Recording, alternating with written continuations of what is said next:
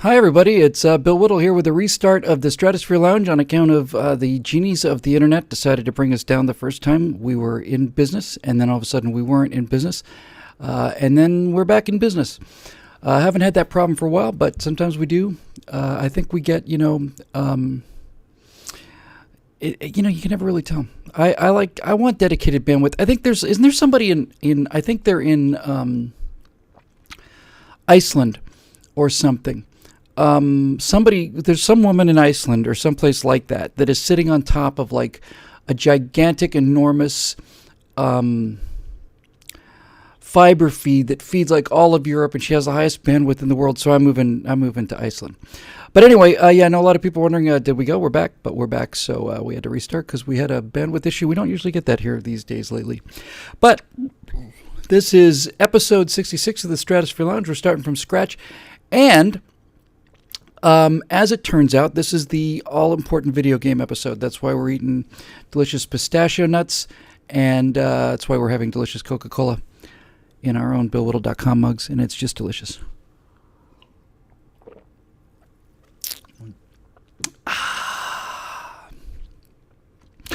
So we're back. We're going to be talking about video games tonight. Got some great questions. Going to be a walk down memory lane. I've got that kind of unshaven hair, bed hair kind of thing going, because we're going to do 60, 70 hours of this thing until we get to the top boss at the end, and then we'll take him out with our BFGs. That'll be the end of that. But fortunately, when we did do the restart, it gave me a chance to get up, walk across the room, and pick up something that I wanted to show you, because before we get going on the video game episode, there was something I wanted to show you.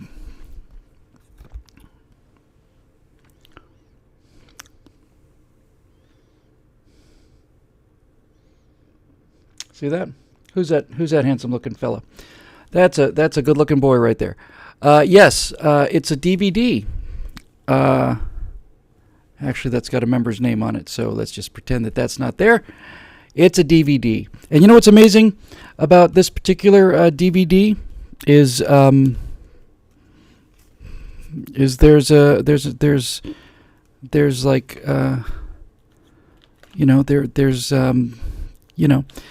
what am I trying to say here?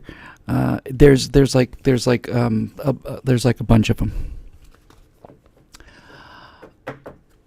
So this is a non-trivial event for me. Hang on one second. It's a non-trivial event because, needless to say, this thing just took 4 times longer to do than I thought it was going to take, and until I could get it delivered, I couldn't relax. Every day between opening the doors at BillWhittle.com and about a week ago when I finally got it to the DVD authoring house and it was out of my hands, every single day was a day where, what do you want to work on next? You got any new firewall ideas, any new afterburners? You want to do some work on the Common Sense Resistance script? No, you can't do anything. You can't do anything. Can't do anything because you have to get the DVD out the door. Is there anything I can do to move the DVD today? No, you've done everything you can do today. Okay. But I'm telling you folks, in all honesty, I haven't had a day off since November, only because even those days where I haven't been in the office working or editing, this thing's been on my shoulders. And now it's not. I signed about 200 of them today. They went in the mail.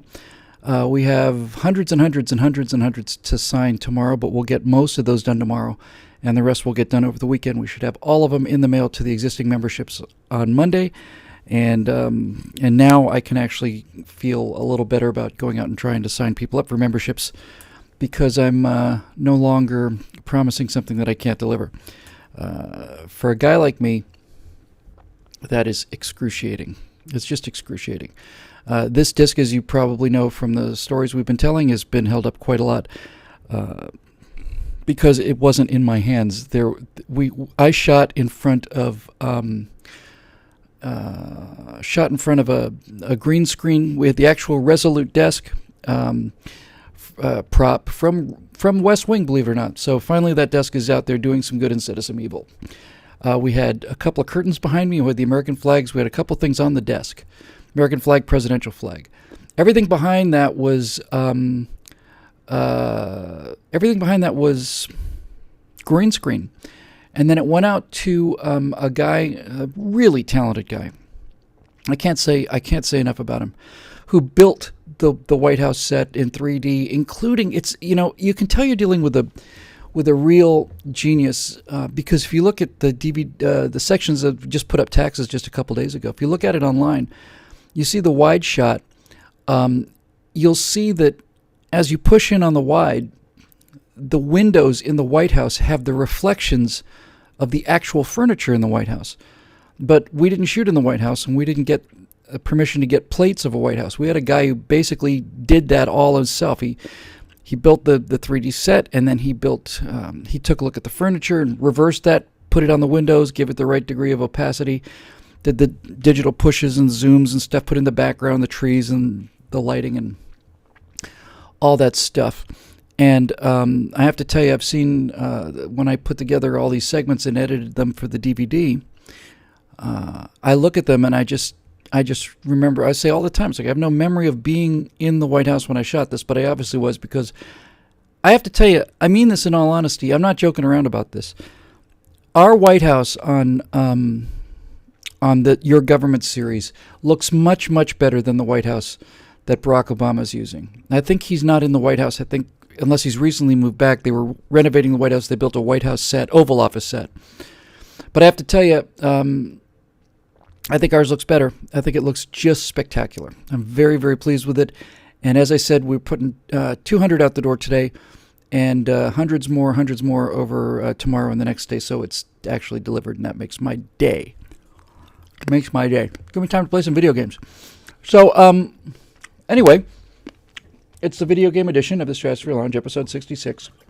It's the Munch and Drink Coca-Cola edition, and look like hell, because that's what playing video games is all about. So before we get started with the questions, Mom, I want a Pepsi. Mom, I just wanted a Pepsi. I just wanted a Pepsi. You're not crazy. Your decision. You're the one that's crazy. I thought I'd give you a quick little study of my video game background. And when I say my video game background, don't worry, I don't have an endless supply of pistachios here. I've got 5 to go, including this one. I got started. You could not have been better place for video games than me, because, honest to God, I started with the very, very, very first video games. I think I mentioned last time my first video game was a game that I played on the Coral Gables High School computer in 1976. There was no monitor. The modem was something that you plugged into like a foam headset. It talked to the mainframe. This was just a remote station. We didn't have a computer terminal. We had a keyboard, and we had the teletype paper, that green and white paper with the sprockets down the side. And it would be like, this was the game. Initiate game. It would start up. It's like, Klingon battlecruiser bearing 167 degrees. Your orders, sir. 1, fire photon torpedoes. 2, fire phasers. 3, raise shields. 4, this kind of thing. 1, fire photon torpedoes. Photon torpedoes fired. Dot, dot, dot, dot, dot, dot. Missed. Dot, dot, dot, dot, dot, dot. Klingon cruiser fires disruptors. Dot, dot, dot, dot. Hit on shield number 6. Dot, dot, dot, dot, dot. Shield number 6 down to 18%. Dot, dot, dot, dot. I thought, this is the greatest thing that I have ever seen in my life. I would have been there all night and all day, interacting with something that wasn't a person. At least I don't think it was a person. And, of course, being a Star Trek nerd in 1973, being able to actually sit on the bridge of the Enterprise, even in such a primitive fashion, really had an effect on me. So when I say I started, when video games started, I started before there were monitors. That's old.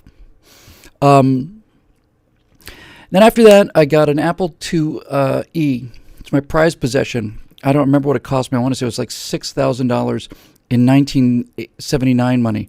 I don't even know how I afforded it, frankly. It cost a ton of money. And I decided when I made that purchase, I was going to be the big man and look to the future and go with the 64K of RAM instead of the 48K. 64K of RAM. 64K.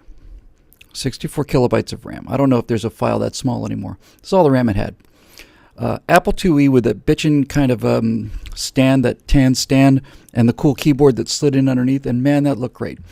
One color. We had a one color graphics display.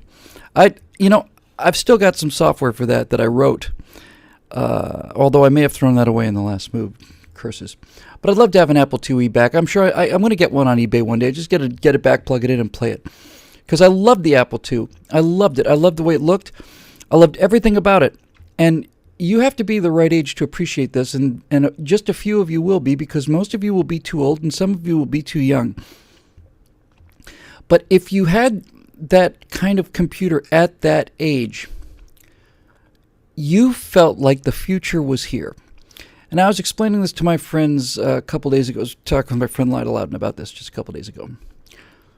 And I bought an LCD wristwatch. The first paycheck I ever got from the Miami Planetarium was for $32.40. I was making $2 an hour. And I bought an LCD wristwatch from Sears that I think cost me $260, something like that. It was super thick. And it was LCD, and you push a button, and the date and the time and would come up, and I felt like Captain Kirk, because I had a digital wristwatch. The Pulsar, which was an LED watch, came before that, but the Pulsar, you had to push the button to see the time, and it was LED displays, little tiny. You couldn't read it in daylight, but I had a friend who was an airline pilot, had one. I thought it was the coolest thing I've ever seen, because his watch was just gold with a red blank face on it. I thought, man, it's the future. And I also bought, you guys are going to laugh and laugh and laugh, I also bought from Sears, right around that time, a calculator that you plugged into the wall, had a plug, and it was a calculator, and it added, subtracted, multiplied, and divided, and it had those kind of yellow-orange LED readouts. And I would watch Star Trek, and then I'd go back in my room and turn off the lights, and I'd divide numbers by other numbers. Now, if that's not pathetic, I honestly just don't know what is. That's all you really need to know about me. Honestly. Just sad. But it was the future. And I could turn it on in the middle of the night, and numbers would light up, and it was the future. I was so excited. So I bought the Apple IIe. I started playing the first flight sim on the Apple IIe, which was just a wireframe grid with a wireframe mountain range in the background, and you could fly on the far side of the mountain range. As you got closer and closer and closer, you'd see it was just a thin line, and you could get on the other side of it.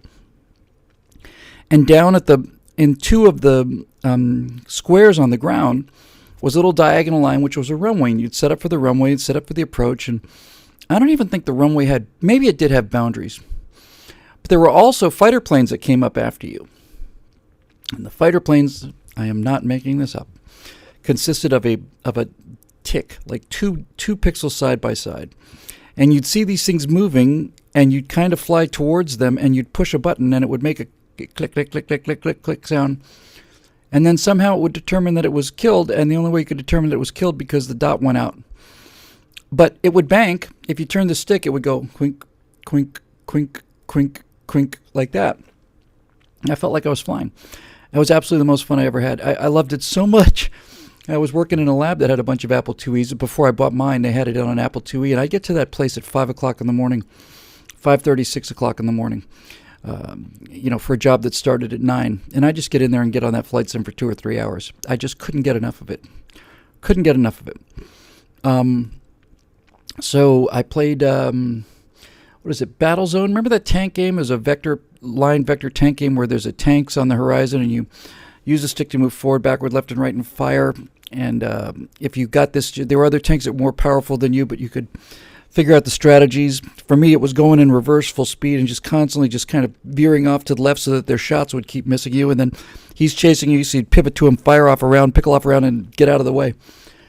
So those games were fun. And then there were a couple of games that I didn't like quite so much that were, because I like first person out the window kind of things.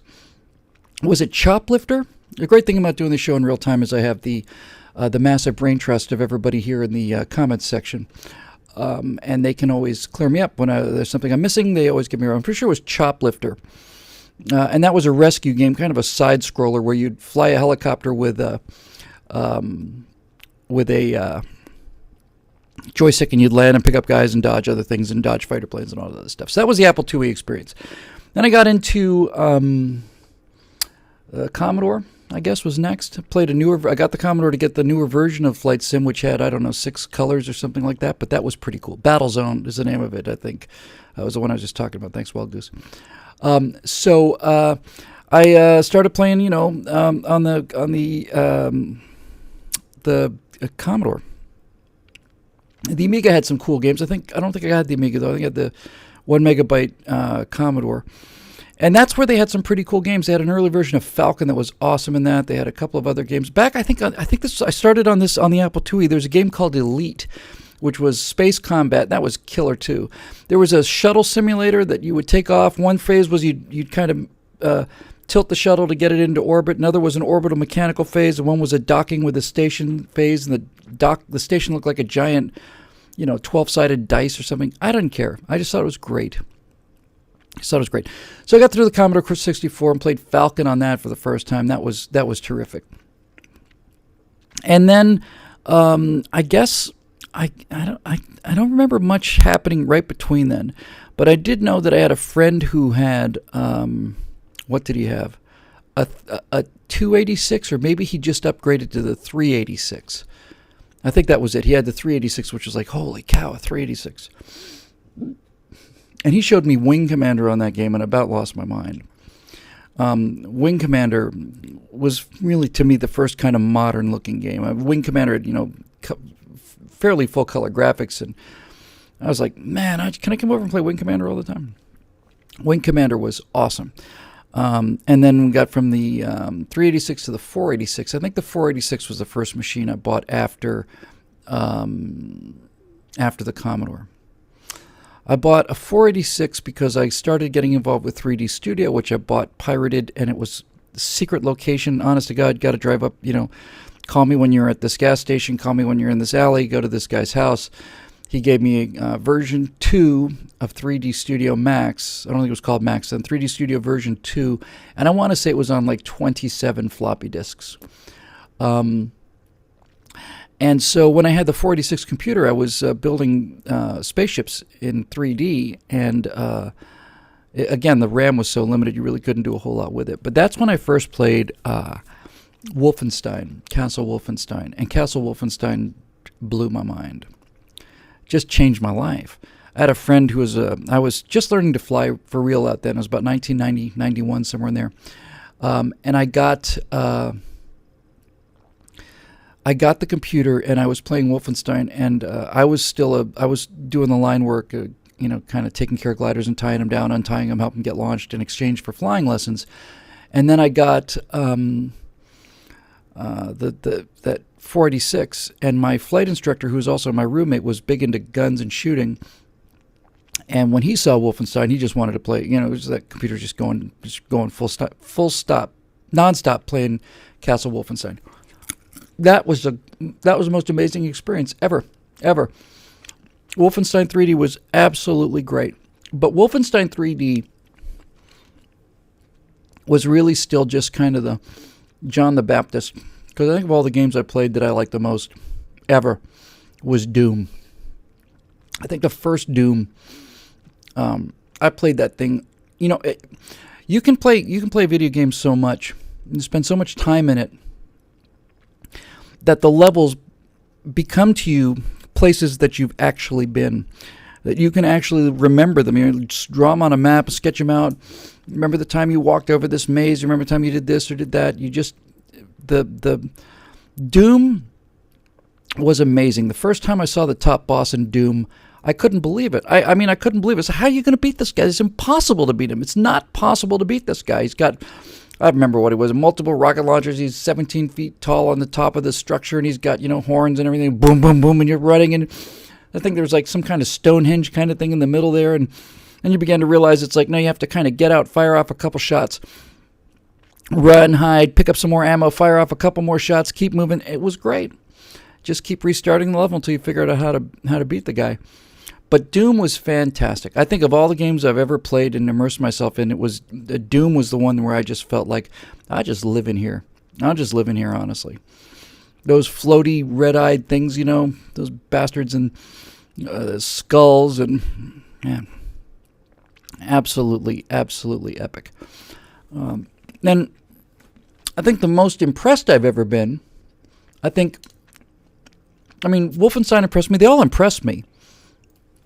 But I do remember, maybe I just had enough time under my belt by this point, but I do remember the first time I saw Doom 2, the graphics leap between Doom and Doom 2, because I'd played Quake in between, I think, or I think I didn't like Quake as much. But Doom, the first time I saw Doom 2, if I remember correctly, and Doom 2 starts when your ship has crashed into this building, and you get out of the ship, and you're in this room where you've just come crashing down through the building, and all you've got is a blaster. But the great thing about the blaster was the blaster didn't need any ammo. It just kind of recharged. The shot wasn't very powerful, but you could keep shooting it. And I remember the first time I loaded that game, Doom 2, and I got out of there and fired a blaster down the hall. And I watched the light track the blaster down the hall. I just shot that blaster down the hall for about 10, 15 minutes. I just couldn't get over it. And you'd hit things, they would just react. It's like, my God. Unbelievable. Unbelievable. So Doom was great. And then I played a variation of a game. It was one of those mods. I played this quite a lot. What the heck? Action? Was it Action Quake? Where they used the Quake engine as a modifier, and they used it. You could get all these different skins, and one set of skins would be like Reservoir Dogs, where you're in black suits, and yeah, I want to say it was Action Quake. I played Action Quake when I was in Australia. That'd be about 1997, 98, somewhere there. Action Quake was great. That was the first time I've ever played online with people. That was really, really, really fun.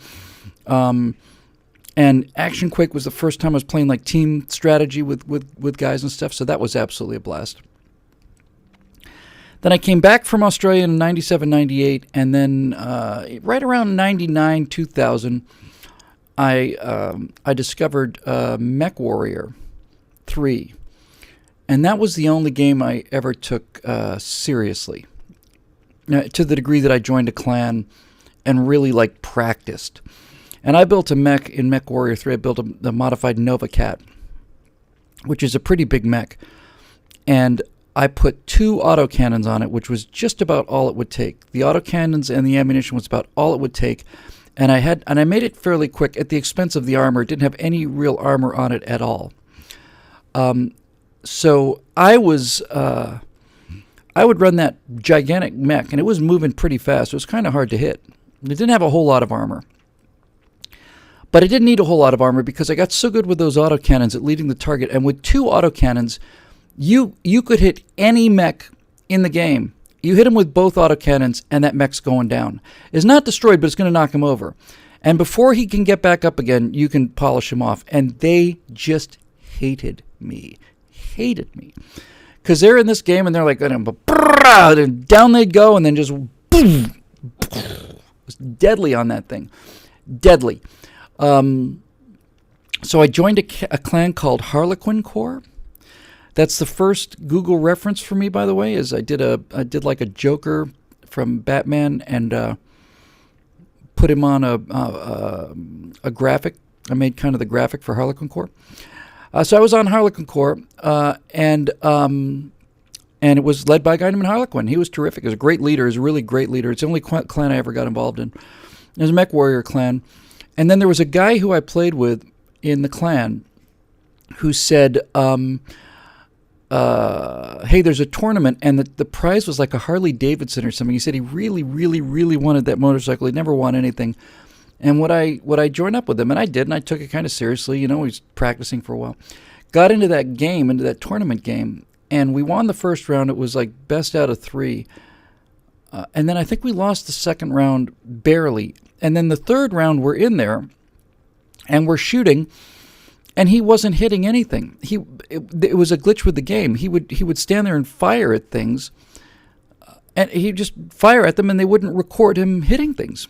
And they kind of did kind of a, well, we really can't help you, we're not going to restart kind of thing, and I don't know, ended up with like a team fratricide, which ended it. So we didn't win, but honestly, if we'd been a little more prepared, if that hadn't happened, I think we would have cleaned their clocks. Because I was hell on wheels of that. MechWarrior, that Nova Cat. I wish I still had it. I like that narration in MechWarrior 3, and I like the guy's voice. It was kind of a little prissy sort of a voice, almost like the guy in Magnum PI, whatever his name is. Just kind of, he's calling in the mobile refit vehicles or whatever. That was great.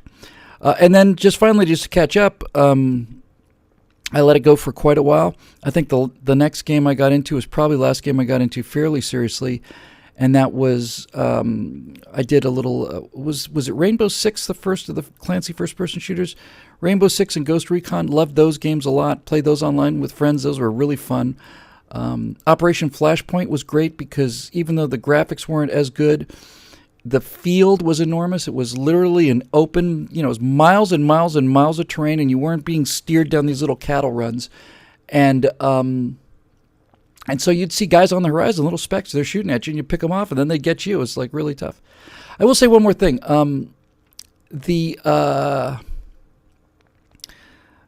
There was a game I played quite a lot of for some reason. I had a lot of time on my hands, and that was Black Hawk Down, another first-person shooter.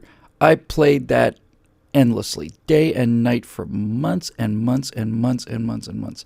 Loved getting in the back of a Jeep with those things and get the 50 cal out and just blast guys. Just driving through the streets of Mogadishu, and I'm just blasting out of the back there with a 50 cal.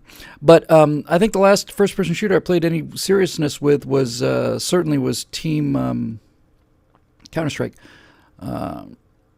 What's that Counter-Strike variant? It was great. I loved Counter-Strike. Counter-Strike was really fun, and I like highly realistic first-person shooters. I like games where if you're shot, you're dead or you're badly wounded. So Counter-Strike was terrific, and I think that's really about it. Now, up until about 2 weeks ago, and I haven't put a post up on this yet. I owe it. I'm going to get it done this week, I hope. I was down at a place called Flight Deck in Anaheim, where I got invited down there, and they have 12. Maybe it's 8 F-16 fiberglass F-16 shells, and you climb into one, and the canopy comes down, and you're looking at big screens, and they're all playing a Link game. And I didn't know what they were running, but they were running a game called Falcon 4 BMS for Benchmark Sims. It's a modified Falcon 4 game with incredible graphics, really great graphics. And the guys down at Flight Deck are terrific, and they give you this briefing. You go in there with the guys, and you do the mission number 1 is going to be this, and mission is going to be 2, number all this other stuff. And because I was a pilot, he'd say, all right, this time instead of following me, we're going to go from waypoint A to waypoint B, and we're going to be at 5,000 feet at 500 knots. Nice and easy to remember. And everybody else is out there just all over the sky, and I am like at 5,000 feet and at 500 knots, and I got the pickle waypoint right in the center of my flight direction. I mean, directly in the center of the flight direction. I'm just flying with precision because I'd had a lot of practice. And that was the last video game I played, which was just a couple weeks ago down playing Falcon 4 BMS. It was great fun. Battle of Britain is great. Is that a Stormovic mod, or is it... whatever. And Dawn of Flight, the World War I mod, is really kind of fun, too. So I played a lot of games, and I just thought I'd give you guys just sort of the general basic rundown of what we started with, and we'll take your questions. So, starting with a guy named Zachariah Tiemans, apparently, writes, since winning the culture war is so critical for conservatism, why are we completely ignoring video games as the one new cultural medium in the last 50 years, not to mention the only one that hasn't entirely been assimilated by the left? Well, Zach, for the same reason we're ignoring everything else in the mass media, we don't understand it. We don't understand rhetoric. We don't understand art design. Don't understand any of it. Evan Sayet wrote a great book called The Kindergarten of Eden, and he talked about the difference between conservative and liberal intelligence. He said conservative intelligence is primarily a practical intelligence, liberal intelligence primarily rhetorical intelligence. Rhetorical intelligence, in his view, was messaging intelligence, empathy, emotion, that kind of thing. And they're superb at it. Now, to say that we've ignored it is true in terms of we've ignored it as an opportunity for political commentary. But I think the one thing that we can say about video games is, especially first-person shooters, is that, and we'll discuss this quite a bit through the night tonight, is that they're inherently conservative. That it's you with a gun, and you're trying to run around and kill other guys with guns. And that's a very, very conservative point of view. You don't get to, You don't get through Team Fortress by standing in front of the other guy's flag and reading a strongly worded letter. It's all about gunfire and individuality. Team play is important, but it's you in there in the maze. So one of the things we're going to come to a lot tonight is, I think, on some level, video games allow our selected people to be K-selected warriors vicariously, because a lot of people are really excellent at video games who would not be excellent out in the real world. I make an effort to be good at both. I make an effort to be good in video games, and I also make an effort video game first-person shooters. I go out to the gun range. I've flown a lot of flight sims, and I also go out and train as a pilot. And when I go fly, I try to find things to make it a little more difficult, not to make it harder, keep my skill set up. So, but the fact is, there's something inherently conservative about video games, especially first-person shooters, especially the war recreation ones. I mean, these guys are not liberals that are chucking grenades over things, and you're not liberals if you're commanding, armies, and you're not liberal if you're not doing any of these things. So, with a lot of questions left to go, I think that on some level we don't get into it because we don't really need to. We certainly don't get into it because we don't understand to. The left, I think, is more terrified of video games than we are because of the reasons I just mentioned, right? They just fear the idea of guns, kids liking guns, being in a situation where you've got a little gun and wanting a bigger gun. I know in Doom, having the BFG 9000, and for those of you who may be not familiar with video games, the BFG 5000, in BFG 5000, the B stands for big and the G stands for gun. But all of these are conservative ideas, so I think the battle space leans our way. It's one of the only places where it does lean our way. So moving on, Dave Swira says, does playing an actual flight simulator like X-Plane help your piloting skills? More than I can possibly ever say. Of all the questions I've wanted to answer, that one I think I'll want to answer the most. I am a superb pilot in the real world, and I was a superb pilot in the real world from the moment I started. Because by the time I got into a real airplane, I had thousands of hours of flight time. Thousands of hours. I remember on the version of the flight sim that came out for the Commodore, what I used to do is, just for fun, is the landscape on the graphics were so primitive on that, relatively primitive on that game, that I always thought the game looked better at night, because instead of having, that game just had green for terrain, gray for runways, and blue for sky, right? There were no clouds or no ground shading or trees or anything. So I used to fly that at nighttime, because at nighttime the runways just became a series of little points of blue and green light, which is what they look like for real in the real world. And what I used to do for practice in that flight sim, I don't know why, I just did it. I would take a Learjet, and in the flight controls of the game, before I'd start the game, I'd take the Learjet up to 60,000 feet over O'Hare, and I'd kill the engine, and I would just dead stick it in. I'd do it again and again and again and again and again and again and again.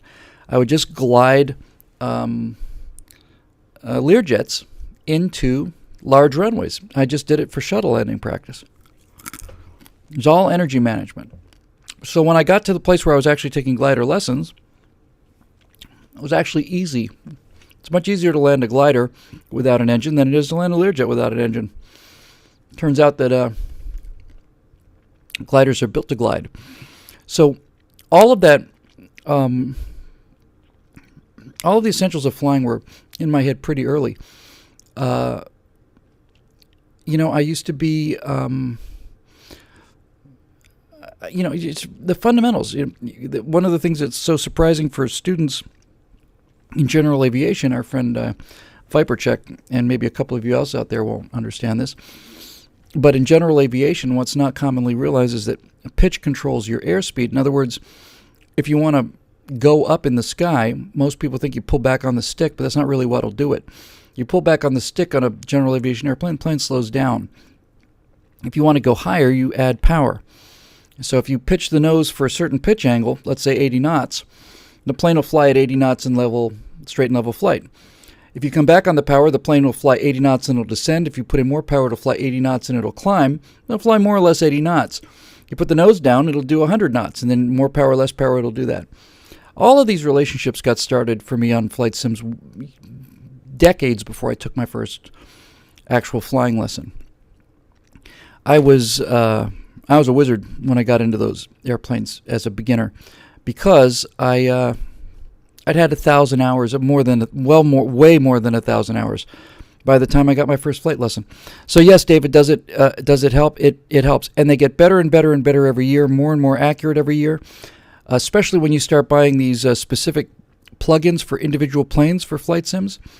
There was a Katana plugin that I had before I got the Sky Arrow for Flight Sim 2008, I want to say, or 2010, before X, whatever, and 2004, whatever they were. And it was great. Every single switch worked. The aerodynamics modeling was terrific. And I spent a lot of time, just before I got the job at PJTV, back when I had time. The last flight sim I did a lot of was on whatever the version was before Flight Sim X. I think it was Flight Sim 2008.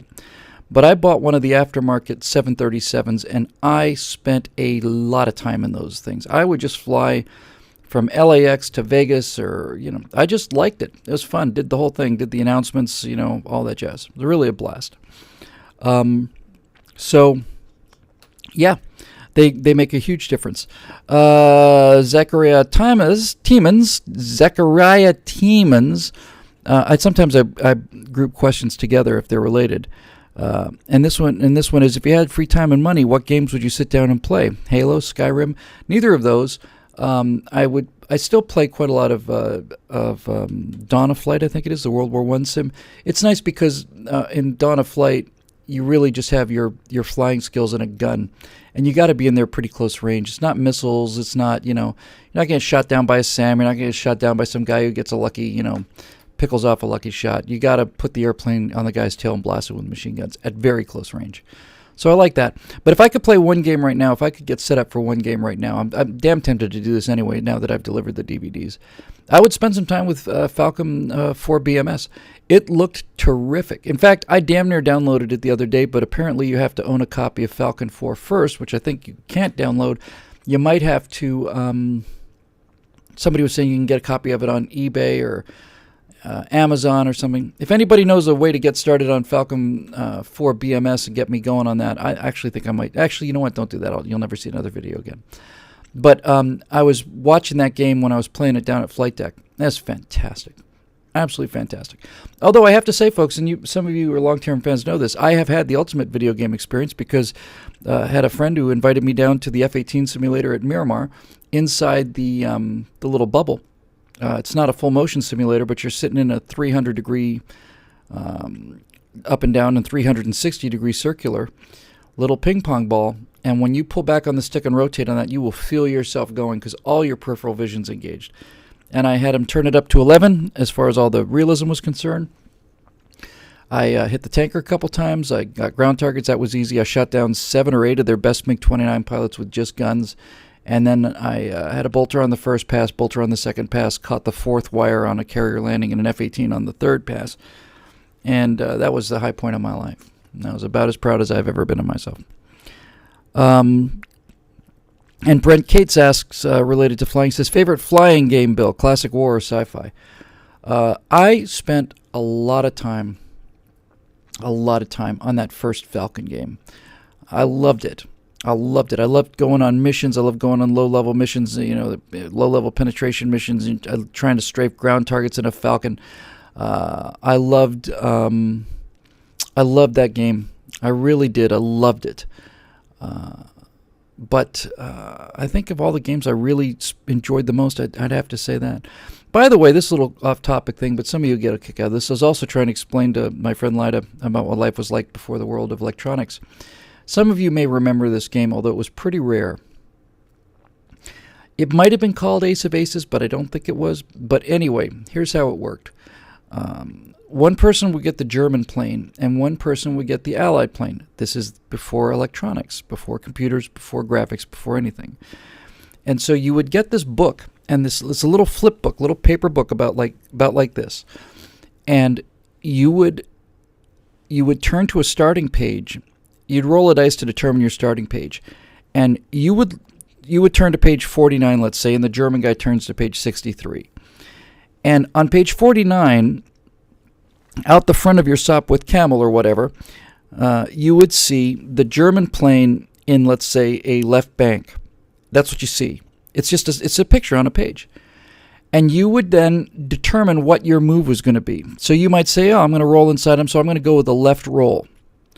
Meanwhile, the German pilot looks at his picture, and he sees behind his left wing, he sees his enemy Sopwith Camel coming right towards him. So now he has to decide what he's going to do. So let's say he decides to do an Immelmann, which means his plane is going to go up.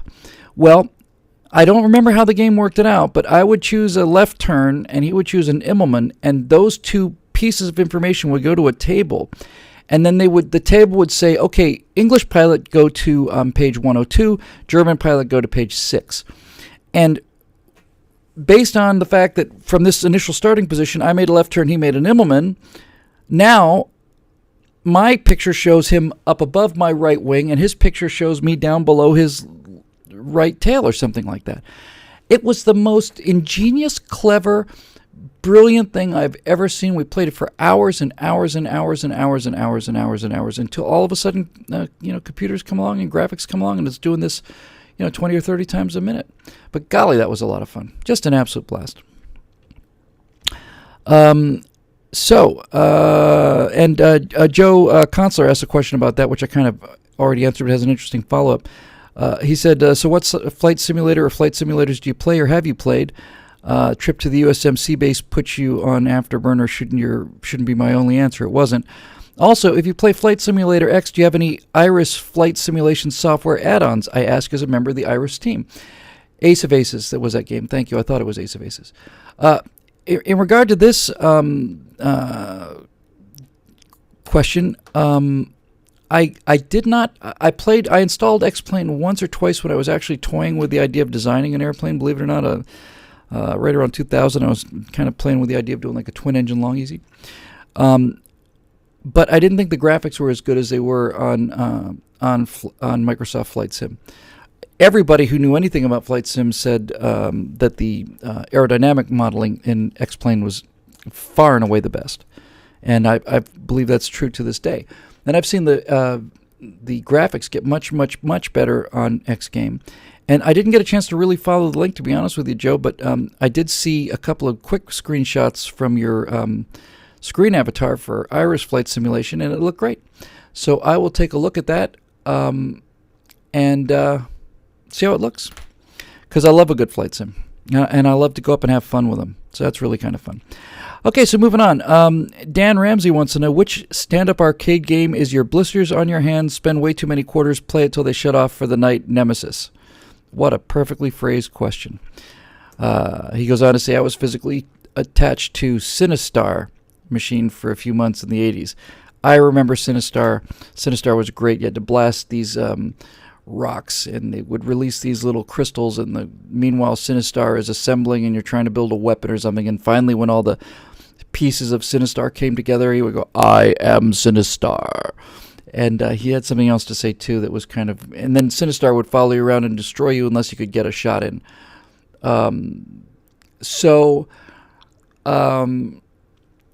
It wasn't Sinistar for me. The one game I played until my hands bled and where I would go to the bank, borrow money for quarters, was Missile Command.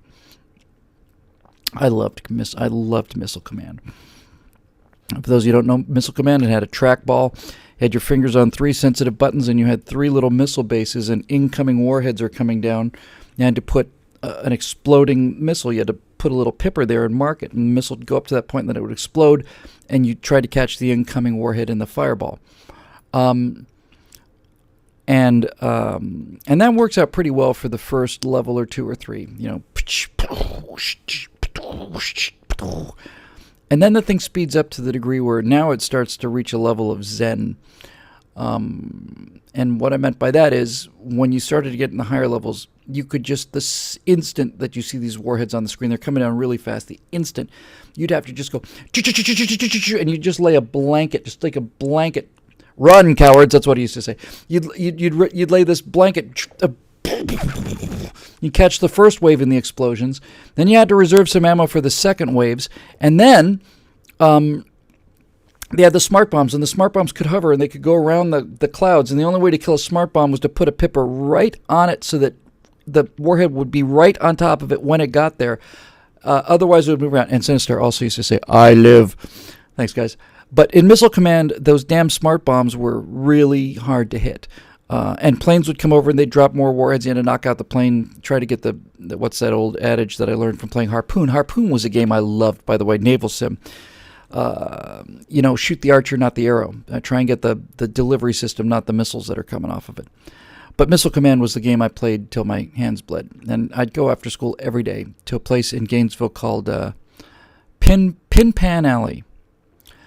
Was our hangout. It was right across the street next to where the Purple Porpoise was and then apparently disappeared from. It was really right across the street from campus. It was a big video game arcade. And I loved that game. And there was a World War I shooter, I want to say called Red Max or Red Baron. It was an out-the-window kind of a vector matrix thing, kind of like Battlezone for the Skies. That kind of rare, but I love that game. So, yeah, it was Missile Command, Dan. Let's see. Mona Lisa Foster says, my husband insists that playing World of Warcraft teaches economics to kids. Since kids have little to no experience in real world economics until they're adults, some at 18, some at 26, some never. Good point. Is this a good thing? Are there other benefits that are missed by those of us who didn't grow up with these kind of games? I never played World of Warcraft, but obviously in World of Warcraft you have to budget things, buy things, save money for things that you want. More expensive weapons cost more money and so on. So to answer your question, Mona Lisa, I'll take a follow-up question from somebody else. Janine Ron says, please elaborate on your idea to require all political candidates to play SimCity for 100 sim years or so to establish their basic fitness to govern. So in the case of World of Warcraft, virtually any of these games, the very first role-playing games ever, which were text-based, it's like you enter a village. 1, go to town square. 2, go to store. 3, as you go to the store, you walk in, you talk to the guy. What have you got? I have breakfast for this. I have, a stone axe for this. I have that. You have to figure out how much money you've got, how much you can spend, what you can afford, save. Virtually every game has some version of this where you buy weapons. I remember the most awful game I ever played in terms of morally awful, not in terms of content, because it actually was kind of a fun game, although it was genuinely widely regarded, by the way, to be about the most awful game ever made. Was a game called Kingpin. Kingpin was just horrible. In the way that Grand Theft Auto releases your, or playing the Klingons in a role-playing game releases your inner, heel. Kingpin, you wake up in an alley. And there's a guy about to beat the daylights out of you or kill you with a knife or something. You find a crowbar on the ground. You have to beat him to death with a crowbar. And then you basically go around beating up hookers and homeless people and stealing their money and all this other stuff until you get enough money to go to the pawn shop, which is locked up, and then you can buy like a small handgun and you do whatever else you have to do to win some money or earn some money with a handgun. You come back, get a machine gun. You're constantly buying and ammoing up. But put all that horridness aside for a second. Most games have an economic situation built into it. But SimCity especially is magnificent because in SimCity you are intentionally building a city. Now the beautiful thing about SimCity is that the city actually constructs itself. The computer builds the city. You just make the decisions that determine how the city is going to grow and what kind of city it's going to be. In other words, you decide whether it's going to be residential property, industrial property, or commercial property. And as just off the top of my head example, if you've got a happy little thriving residential community, you probably want to put your industry some distance away. Because if you move the industry closer to the residential community, you'll get lower income housing. If you build housing or residential areas right next to a lovely lake and you put a couple parks and police stations around it, mansions will appear. And the higher quality of real estate you have, the more revenues you take in as a city. However, keeping a police force costs money and fire departments cost money. Every time you put a school in, that costs money. So it's a constant balance.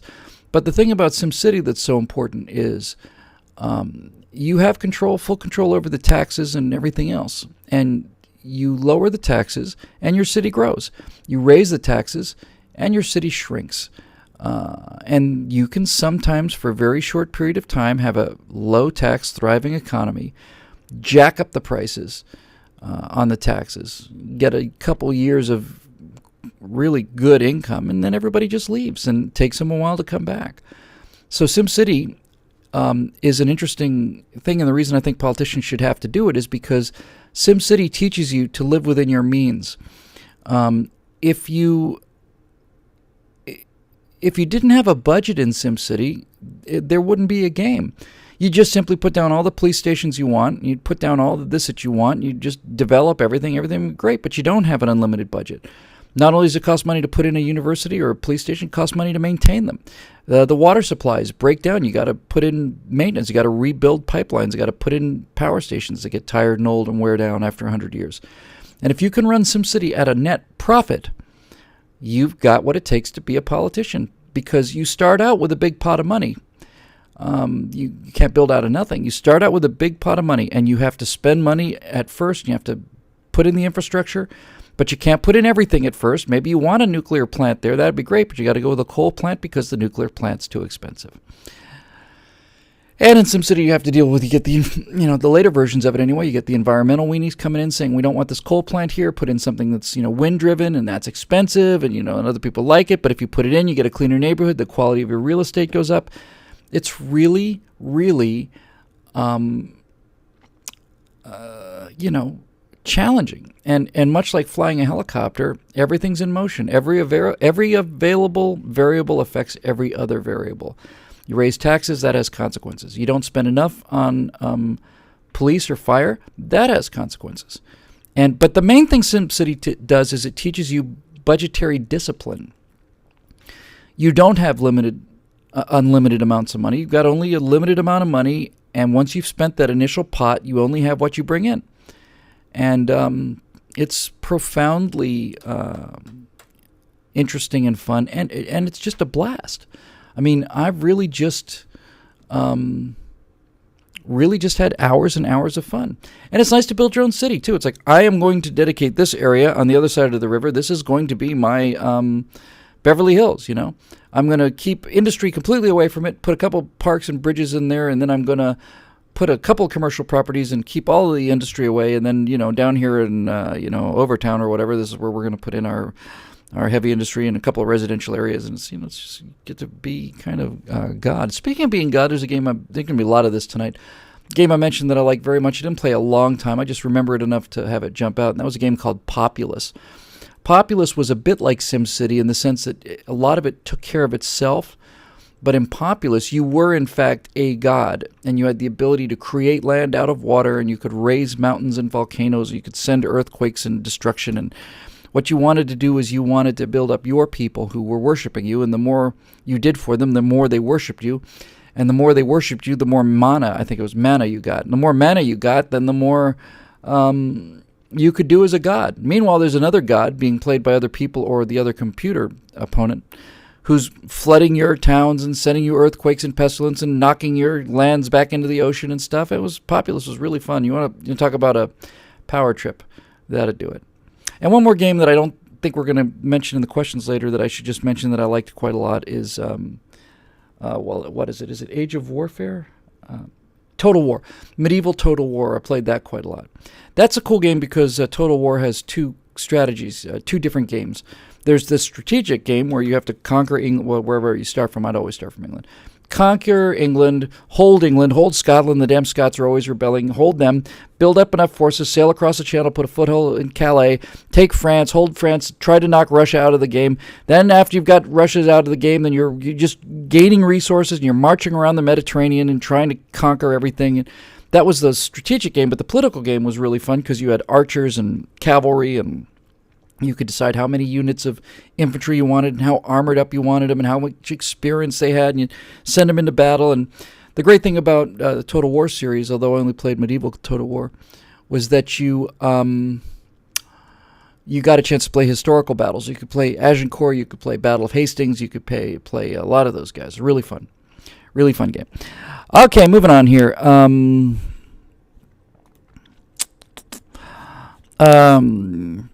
I'm going to go with Kiri Duhai. If that's not correct, Kyer Duhai, then please forgive me. I think Kiri Duhai I'm going to go with.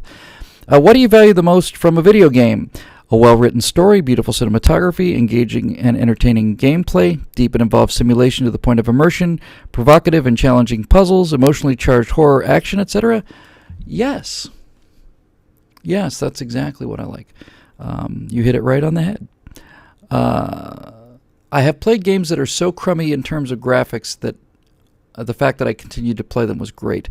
There was an early game I want to say it was Empire. I'm not 100% sure, but it was literally a map that was green, and as you explored and pushed out, you gained resources, and you could build tanks and airplanes, and you try to find out where the other guy is because you don't know where he is either, and you get involved with him. I played that game for hours, and no graphics at all in that, basically.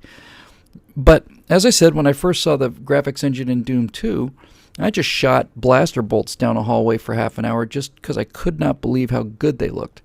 So there's that. The graphics and the immersion in the environment in terms of the graphic engine is important. A big part of the first-person shooters is the level design. Designing a level is a real art. Any idiot can put up a couple platforms and stuff, but going all the way, I mean, there wasn't any real... See, I think that's the fundamental difference. In fact, I've never given this any thought before, but that is the actual breakthrough difference between Wolfenstein 3D and Doom. Wolfenstein 3D had rooms, and they were rooms of different sizes, but there were no levels. There were just rooms.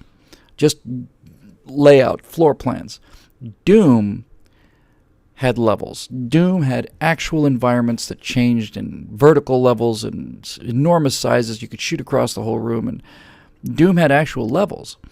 And that's why Doom was so repeatable. You could play Doom so many times because certain levels you just liked. So the graphics and the levels are important. Cinematography I would kind of put in there with the graphics. I've never liked cutscenes. I've never liked these pre-built things where you're playing the game and all of a sudden something happens and now you've got this little cinematic thing where the better rendered characters come in and say something. I never really much liked the cutscenes, so cinematography, that kind of thing, doesn't do much for me. But deep and involved simulation to the point of immersion is all of the flight sims for me. I think I did really well on that F-18 simulator with guns against MiG-29s. Their best MiG-29s is because I don't know how many airplanes I've shot down with guns in my life in sims.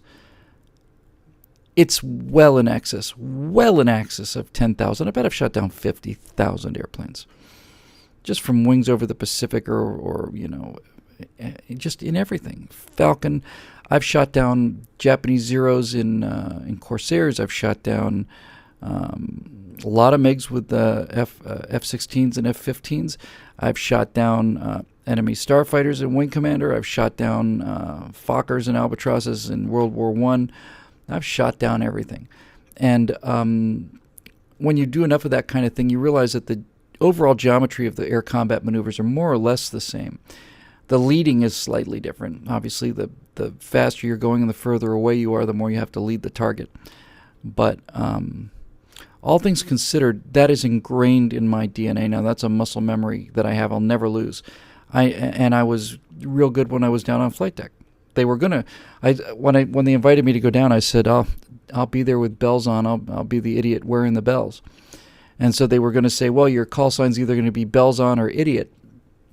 I said, well, I guess I've earned that. Call signs are designed to pull you down, not boost you up. Nobody gets called Maverick or Iceman. They always think of something that's designed to make you feel small. But after I was done, they gave me the call sign Bullseye because I hit everything. And when I was flying from point A to point B, I was within 10 feet of my assigned altitude and 2 knots of my assigned airspeed. So precision counts. Yeah. So what else? Provocative and challenging puzzles. Some people really like puzzle games like Tomb Raider. I never particularly liked puzzles, and I especially never particularly liked puzzles where you had to do a tough physical activity.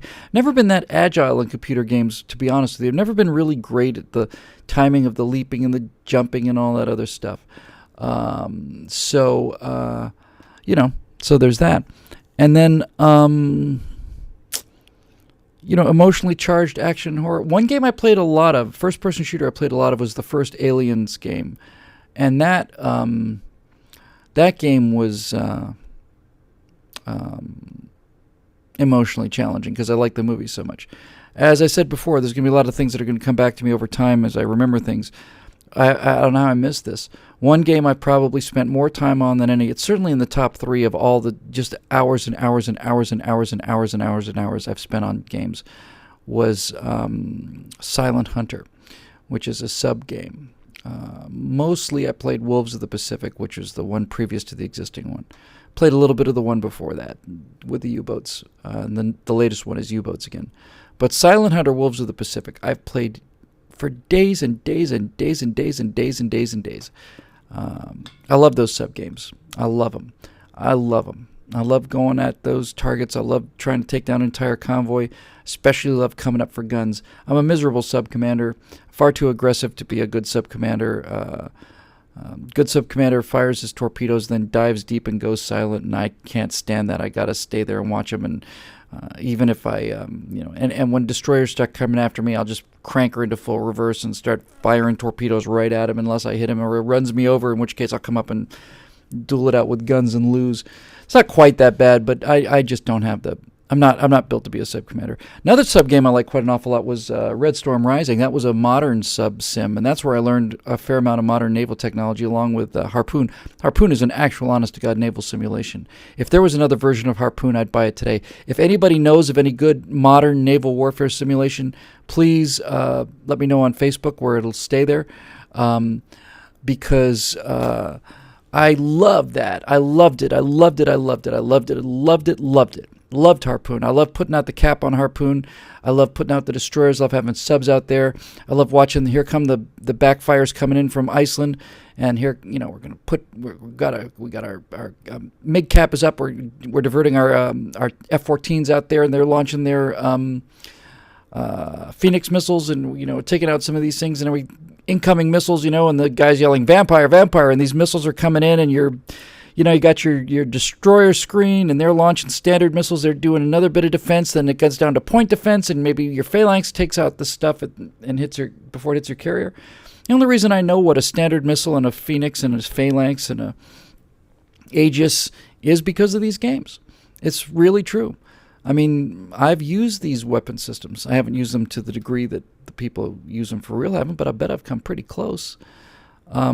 So anybody knows a good modern naval sim, I'd love to play it. I love the symbology, that standard symbology. We got our blue subs are little blue dot with a curve underneath it, and it's like here's a yellow, it's a bogey, and we got a sub track in this, and I think this happened quite a bit in Red Storm Rising, where you'd see the waterfall acoustic signature, and you've got a track on them, and that designated this track Sierra 2, and you're scanning it, and you're listening to it, and you're listening to the revolutions, and then finally you get a good make on it, and it's a Kilo class diesel electric sub, range is 3,000 yards, depth is 100 feet, and you sit there and on board your Los Angeles class hunter killer, and we let go a couple of Mark 47 or Mark 48 swim out torpedoes, add caps. No launch transient. They're not pushed out of the tube by a big blast of compressed air that you can hear on the other side of the planet. They just swim out. They're going on the wire. You keep them quiet. You send them off some point off to the left so that they don't come in on the same vector that you launched them from. Swim a couple of torpedoes out there, out past the guy's side. Bring them in on the side. And then when you get close enough so you don't think you can get out of there, you bring them to life, go active. They start pinging the target, and more dead communists. Life is grand. So that was a lot of fun, that sim. That's where I learned little things from that sim. I remember in Red Storm Rising, if you had torpedoes on your tail, you would, they're really on your tail. You'd run her up to full speed, 30 knots or something, and not only to try to run away from them, but at 30 knots, if you make a really sharp turn, it would put something called a knuckle in the water, and it's creating enough disturbed water so that it's actually affecting the echolocation of the tracking target. So it'd be knuckle in the water, and it's like, for God's sakes, launching countermeasures and those little fizz bombs and decoys and trying to get away from whatever. I keep hearing is it Northcott? Somebody's keep talking about Kerbal Space Program. So somebody please put a link on my Facebook page to Kerbal Space Program, because I'm getting all kinds of ads. If you guys got a great game I need to know about, just put it under the here we go comment for this game thing on the Facebook page. Okay, so moving on. Stephen Dakota Tucker says, what is your strategy in first-person shooters? I'm inclined to be a camper. Filthy, low-down, no good for nothing, piece of filth camper. The lowest thing that you can do in computer games is to be a respawn camper, and I was never that. For those of you not familiar with first-person shooters, when you die, more often than not, the game will be set up so that you respawn. In other words, if you get killed in combat, you wait a second or two, and then you reappear back at the base, and you got to run forward, get back in the fight again. Otherwise, you get killed, you're out of the game. Now, that's an interesting way to play, and I like playing that way. I especially like playing Counter-Strike that way, because frankly, it's a lot more realistic if you get killed and you're out of the game. You have to spend the next 8 minutes or 6 minutes or 12 minutes watching other people because you did something stupid. So I always liked no respawn games. But if you would come back to life, that was called the spawn point, and you'd respawn at the spawn point. And the lowest form of life, and I don't think they can really do it much anymore, but back in the day, you could. There would be a respawn camper. A camper is somebody that doesn't move. They put up camp on the map. They just stay where they are. And a respawn camper would sit there next to a bush or a flagpole or whatever where new people would appear, and he'd blast them before they had a chance to even get their bearings, let alone take a shot at the guy. Respawn campers are the lowest of the low. When I say I was a camper, all I meant was I didn't like to move very much because I wasn't very good at moving. So just to give you credit, the reason that I'm not as evil as I may sound was I would kind of play the kind of game where camping was called for. And what that meant in something like Team Fortress was, in Team Fortress, the version I played is quite a long time ago. In order to get to the enemy flag, there was a long corridor that you had to go through. And young people who are quicker on their reflexes than I am are very quick, and they've got light characters. They're running around, jumping and dodging, and they're much better aim than I've got because they practice all day. I couldn't practice, and I couldn't move. So what I would do is I'd sit in the back where the gun was, and I was on defense. I like being on defense. I let these guys come to me. I don't want to run around all over the place, get tired.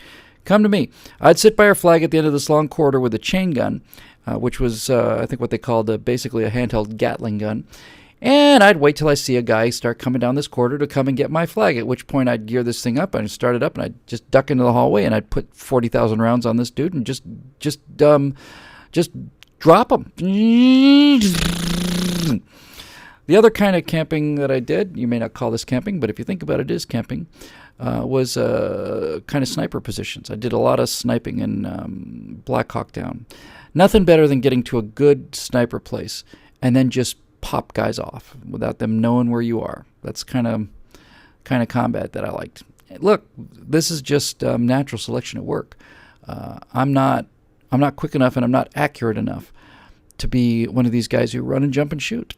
And if I try to play that game, I'm just going to lose every time, get killed every time, hurt the team every time. So I'd be good at the things I was good at. I was a good shot. And I was patient, and I had a pretty good idea where people were moving. So I'd go find a place up in the hills and run my ass off up there, and sit up there and start picking off guys with a sniper rifle, constantly turning around to look behind me to make sure that some D-bag with a knife didn't try to slit your throat, because the only way to kill a sniper is not the only way, but the stylish way is to run up behind him and slit his throat with your bayonet. That's the revenge you get against snipers. So they're always trying to sneak up on you and catch you while you're lying down, and usually snipers get so target locked on what they're shooting at that they just lie there for 25 minutes, and this guy sees him, maybe he was killed by him, and knows where he is, runs out there and slits his throat. It's a big win, right? But I was the kind of sniper, I'd fire off a couple rounds and I just poke around, had my pistol handy, and I don't know how many times guys were coming up with their knives to get me, so they could show me how, badass they were by killing me with a knife, and just there at my feet, I just turn around like pop, pop, pop. Then go back to, I watch him come at me again. I used to piss people off quite a lot playing that kind of game. I don't care. Yeah, it's just all I was good at. So yeah, I was never a camper in terms of just sitting in a respawn position, because I thought that was low. But I was always a non-movement kind of guy. Unless we're playing something like Counter-Strike. Counter-Strike, you got to move, generally speaking. But I was never one of these guys that are just leaping, jumping, bouncing around. I just didn't have the patience for it or the skill. So that's kind of strategy I used in first-person shooters. Joshua Tiemann says, are video games a net positive or a net negative effect on kids today? Also, would 10-year-old Bill be jealous of the entertainment today's 10-year-olds have access to? 10-year-old Bill would be extremely jealous of that entertainment, and 10-year-old Bill would be so jealous of it that he'd do nothing but play it, and there wouldn't be a grown-up Bill. I am very, very lucky that I came in when I did, because by the time I was playing video games, but certainly by the time I was playing first-person shooters, I played Wolfenstein when I was 30, maybe. So I was a fully grown adult by the time I was playing first-person shooters. And all of this stuff, including Kingpin, which, like I said, was just a horribly vicious game, didn't have a negative effect on me. It just, I was fully formed. I think video games today are a net negative for people for two reasons. First of all, they spend too much time on them. Secondly, some of the things that happen in video games I don't think are appropriate for 10-year-olds. And I think that constant exposure to them does make people overly violent. I certainly know one kid who's got a lot of time spent on Minecraft, which is not a particularly violent game, mind you, but just way too much time on Minecraft. I think like everything, it's all balance, and I don't think young kids today are getting enough balance. I mean, I got a chance to play video games and play as many video games as I wanted to, but I also rode a bicycle and hung out with real friends in the real world till 2 or 3 o'clock in the morning, walk around neighborhoods, riding bikes and playing baseball and body surfing and getting out in the world. I saw a report just a couple days ago that said that modern kids, and I'm not even talking about millennials, I'm talking about children today that are 3 or 4 years old. Saw a report in, might have been The Telegraph, it was a British paper, basically saying that children today, young children today, don't have the motor skills to stack blocks. They can't stack blocks. They just don't have the motor skills. They have the motor skills to swipe a tablet and push and pinch a tablet, but they don't have the motor skills to stack blocks. Now, if the psychological aspects of it didn't scare you, that ought to. So, like everything else, I think they're fun in moderation. I do think they dramatically cut down on your use of your imagination. We used to, I played hours and hours and hours and hours and hours of Flight Sim 1, which was just green lines and a green jagged line for a mountain range, and I filled in the rest of it. And that was only after having played, with little model airplanes and flown them around the neighborhood for days and days and days. So I'm a little worried about that too. Ross K. Wolf says, what's your favorite underrated, possibly forgotten game? It's so underrated and possibly forgotten, I'm not sure I can remember the name of it, but it was so much fun. I'm going to tell you what it was, and somebody hopefully in the comment section will tell me what the name of the game was. It was for the, I want to say Commodore. It wasn't the Commodore 64. What did I have? It wasn't the Amiga. It was a 1 megabyte. There was a 520 and a 1040. Anyway, it just sprung into my head. It was a side-scrolling game with a vampire. And your job was to suck people's blood and gain strength, and occasionally could turn into a bat and fly over water and stuff. And it was just the silliest little thing, but it was the greatest fun in the world. And I think they had Bauhaus. Bela Lugosi's "Dead" was the theme song from this, I think. It was really just a cool little game, really crappy video graphics. It was just fun. It was just fun playing a vampire. And I don't even remember the name of that game, but that was a blast. Elite, as I mentioned, was terrific. Let me think. There were, back in the day, there were so many different games. You literally could buy just scores and scores and scores of different games at any given time. It was the Atari. It wasn't the Commodore. It was the Atari. It wasn't the Amiga. It's the Atari 1040. Anyway, it was that weird little side-scrolling vampire game, and it was just a blast. I think of all the things I played that, that kind of come back to me afterwards. I think that's the one I probably enjoyed the most that no one's ever heard of. Somebody said, you've talked about negative effects of video games in that they deprive kids from using their imagination, among other things. What do you think of some of the positive effect of games? I think games, first-person shooters, as we talked about, first of all, you can learn economics from these games. You can learn about heroism from these games, and I think really the main thing that I like most about games like Medal of Honor or some of the World War II versions, Battlefield, is that I think it gives kids an appreciation for what the real soldiers actually go through. There have been times out in video games when I've been under fire where I'm like feeling, holy crap. And I like the fact that on some level it immerses, 15-year-olds, 12-year-olds, 17-year-olds, whatever, 20-year-olds, immerses them in some kind of sense of what actually goes on out there. The kind of, the turmoil and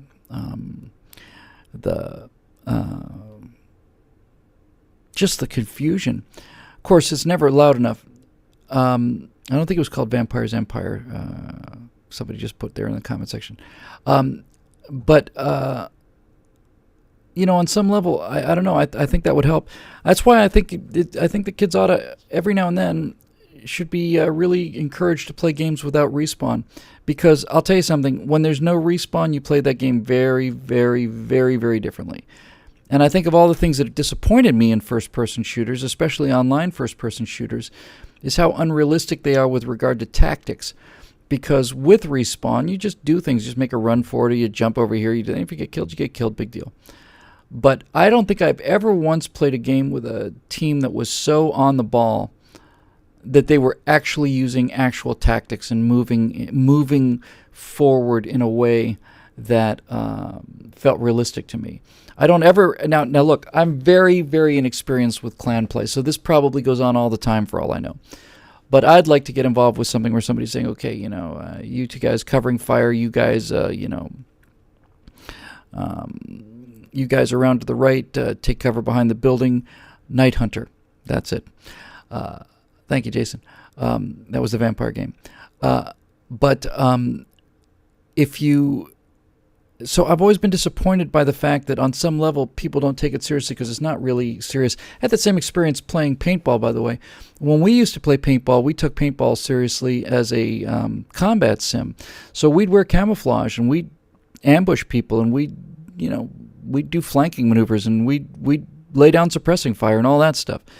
And then as I watched paintball over the years, now everybody's in Dayglow Orange, and paintball's just a movement game. And look, it's great. Congratulations. I just wasn't that fast. So, I don't know. That's just probably, I guess, a pet peeve about mine. So we got a bunch of questions to take, so we'll keep on going. Vince Yoder says, do you take time to play strategic games like Sins of a Solar Empire and Civilization, or do you find yourself more drawn to tactical shooters like Counter-Strike and Battlefield? I like flight sims. I like tactical shooters, first-person shooters. The big strategic games, I haven't met many that I really liked. I like the strategic side of Total War. I didn't play Civilization, but I have played empire building games like that. There was a space game that was like that quite a long time ago, but I don't remember the name of it now. I'm trying to think if I ever did play any of those or real-time strategy games. I know I don't think I like real-time strategy games because I wasn't quick enough. I'm playing online against people, and they're just so much damn faster than I am. I just didn't know how to control the armies and how to move all these things around, but it wasn't something I really interested in. I like tower defense games. Those were kind of fun. But I don't really have a lot of time building the big empire games. Although I do like there was a couple of interstellar empire games that I liked. I like the idea of taking over a planet. Now you got some resources and stuff, but generally I don't have that kind of time anymore. I did like the idea that where you could build resources to build better ships. That made it worthwhile for me. So, no, not really so many of those, to be honest with you, Vince. Justin R. White says, do you subscribe to the notion that violent video games desensitize children to violent actions by themselves or others? I think I do, within limits. I think if I had to describe the effect that video games have on childlike violence, I would say it only has an effect when you get right to the far edge of the bell curve. In other words, if you have like a bell curve, and here are kids that are extremely resistant to any idea of video games. Their moral core is absolutely rock solid. Then here's the giant bump of people, in the middle. And then as we get down to the front, you get to kind of the loners, the people who have essentially zero sense of self, poorly raised, bad parenting, that kind of thing. I think that it can push the whole video game violence can push the whole bell curve towards the more violent, but that the actual effects in terms of acting out into the real world are only shown at the very far end of the 3 or 4 standard deviations out on the edge. I do know that there have been many moments in video games that I've played where I said, I'm glad I'm an adult experiencing this moment. And I don't think that I do think that on some level some of this stuff can have a bad effect on people. Ultimately, I believe, of course, people are responsible for their own actions. I don't think video games make people murder people. I don't think movies make people murder people. But I do think that movie violence and gun violence can, in fact, desensitize people to the consequences of that somewhat. With that said, I'm about as opposed to banning video games as I am to banning anything else that people like. I think as a general rule, these parental advisories are a pretty good thing. I think parents have a right to know in the same way they have a right to know in terms of the entertainment content that they're taking in. So, I think, I was having this discussion with Andrew Clavin yesterday on a couple of Clavin Whittle segments we shot. We were talking about this idea of virtue and sin and control, elimination of sin from culture by law, that sort of thing. And we both kind of came to the same conclusion that neither of us particularly like Las Vegas, but we would defend the right for Vegas to be there. You should have a right to go to Vegas. Most people who go to Vegas, have a good time, lose some money, and they have a blast. I have a hard time sometimes walking through Vegas without feeling that everything I'm looking at is the result of somebody's misspent college education fund. But, that may be me being a little over melodramatic about things. Likewise with video games, I think it's possible they do some harm. I don't know that they do more good than harm. I can't look back, with the exception of flight sims. With the distinct exception of flight sims. Well, let's just go to shooters, okay? Because I got a lot of SimCity, that kind of thing. I don't know about shooters. I think there's a lot of danger there. By the way, I mentioned Sims like SimCity, and that led me to think about The Sims. And The Sims got me to think about Second Life, which I've never played. And I know I'm going to upset some people here, and I'm probably going to get the same kind of reaction I got from the bronies. Although I don't equate the two, because I think bronies are grown people acting like, grown men are acting like 6-year-old girls. But Second Life, for those of you who don't know, is not really a game so much as it's a more realistic, simulated world. Than The Sims are, at least it was.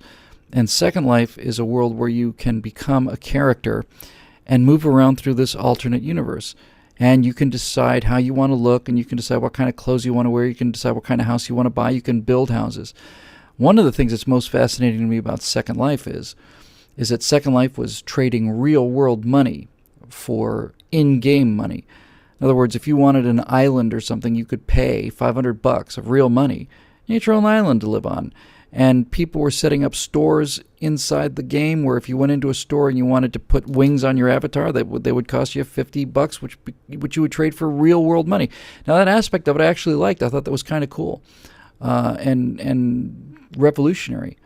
But what I don't like about Second Life is the same thing I don't like about excessive narcotic use or excessive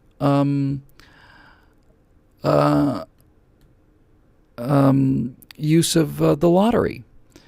I'm all fine with the occasional pot. Look, I'm fine with however much pot smoking you want to do, however much drinking you want to do, however much heroin you want to do. Ultimately, when it's all said and done, that's your business. It's really not my business at all. So I'm not talking about banning these things. However, this is exactly what we were talking about, Clavin and I, yesterday, is that we feel that we have a moral obligation to protest these things, but no moral right to ban them. I think that's exactly right. We have, I think, a moral obligation to point out the dangers of them, but no moral authority or right to ban them or stop you from doing them.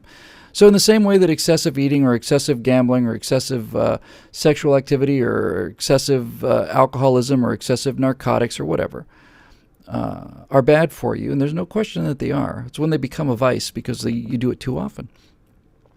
I would see Second Life, and I would see something I really didn't like at all. And what I saw in Second Life was I saw people, in the most extreme cases, although I bet it was a significant portion of the Second Life players, who had essentially on some level, I think, given up on the real world and had decided that they were going to live in this world, that they would come home from work at the end of the day, and they don't, and that their avatar in this world was going to be where they were going to interact, was where they were going to put their sense of self-respect and so on. And I just find that really alarming. Hey, some guy named Zachariah Tymons said in the comment section here, so in other words, Bill doesn't like the escapism aspect of video games. On the contrary, that's why you play video games. That's why you play. You play to escape. You play to get into an airplane, fly a 737 or an F-16 or an F-15 or a SPAD, or you get into the game to take out terrorists, and you get into game to solve puzzles. You get in the game, do all that other stuff. I don't have any problem with escapism. That's why I do it. The entertainment is escapism. I'm in the escapism business. What I'm concerned about is having that escapism become your primary life. So it's your job that becomes the secondary life, or your real world is the torture and the torment. You get off of work, come home, and heat up your TV dinner and immediately immerse yourself. Now, if you're immersing yourself in something like, first-person shooter or something like that, then that's entertainment and games. I think the thing about Second Life that bothered me so much was that it was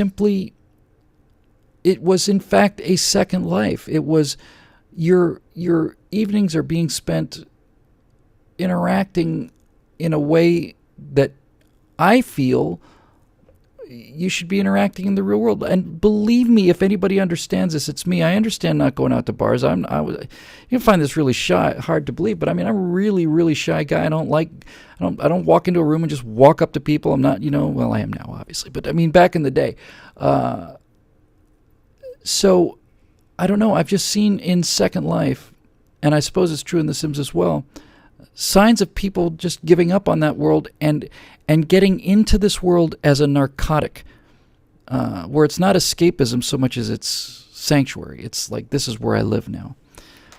We're going to see this trend grow stronger. And what was that movie? Was it Mindscape? Mindscape? The movie with Natalie Wood and Christopher Walken, where you were able to record a person's experiences and then play it back to other people. And they found a guy who had found a tape of, the tape was of a guy having sex with this absolutely stunning 21-year-old. And they found him on the couch basically near death because he was just playing the game again and playing the loop again and again and again. There's kind of a theme in William Gibson's kind of stories. I think Burning Chrome has got some of this in it, where you basically have a mental simulation. So here's the issue, right?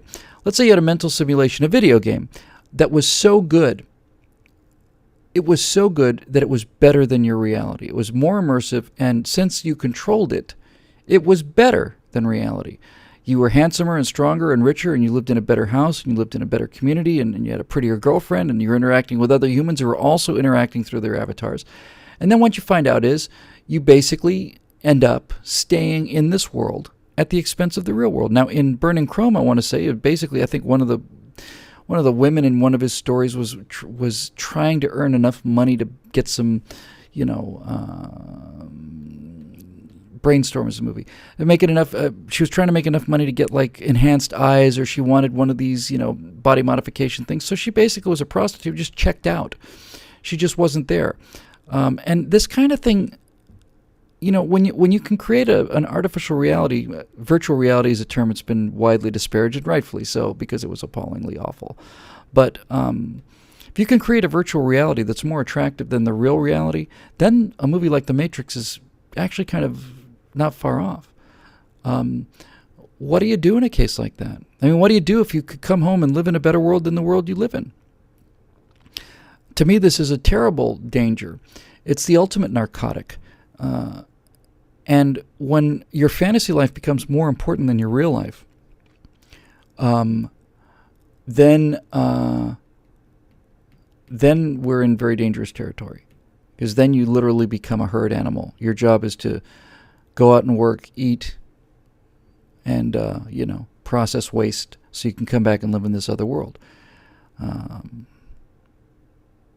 Pretty soon, the government, for a period there, will just pay all your bills so you can stay home and do this. And once every 2 years, they'll have you literally reach across the room, put your fingerprint on a screen, and say that you voted for these guys. And then we'll continue to feed you and pump fluids into you. And you can spend the rest of your next 2 years as a surfer or a fashion model until they need you again. And then after a while, once they've fully empowered and nobody can resist anymore, then they'll stop feeding you.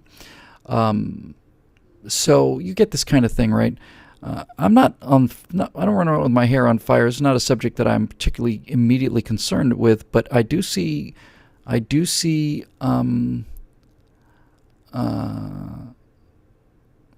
trends. Somebody just pointed out Vince Yoder, who showed up in the comment section, to point out Lieutenant Barclay and his hollow addiction. I am not a big. I didn't watch a lot of the later Star Trek things, but is Barclay the same guy who was the cowardly ensign? Is that Dwight Schultz? Did Dwight Schultz play Barclay? I played somebody who sounded like Barclay. Dwight Schultz is a real friend of mine and a major patriot and a blast and a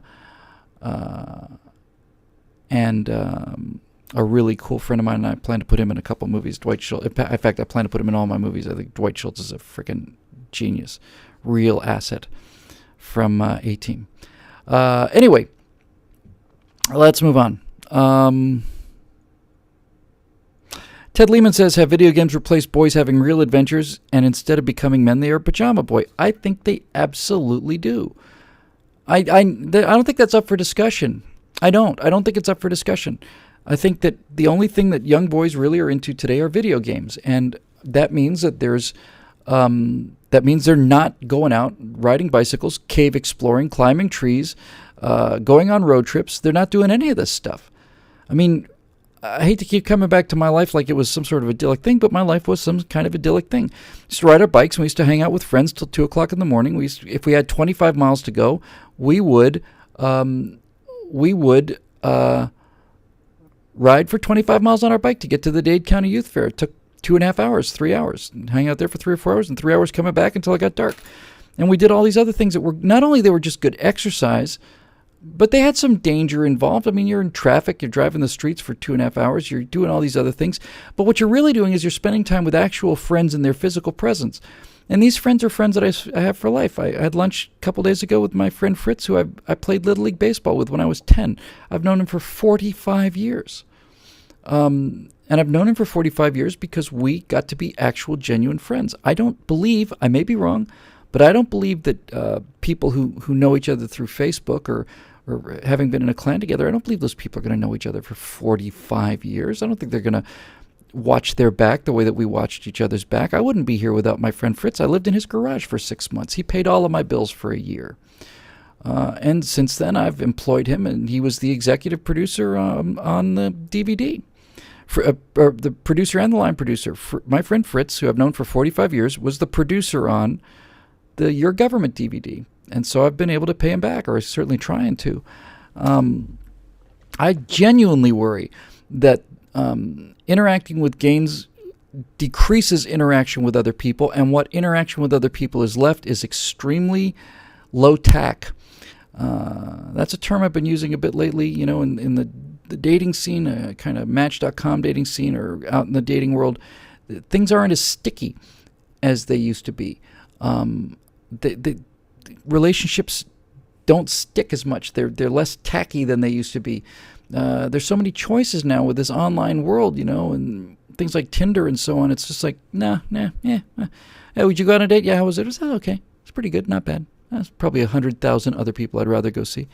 It wasn't like that before, and so these kind of high pressure forces that force two molecules together into being either friends or wives or husbands or whatever. These kind of pressures of the real world and not having infinite choices for you to bounce off onto, I think made relationships much stronger when I was a kid. I know they're stronger. I don't think there's any question about it.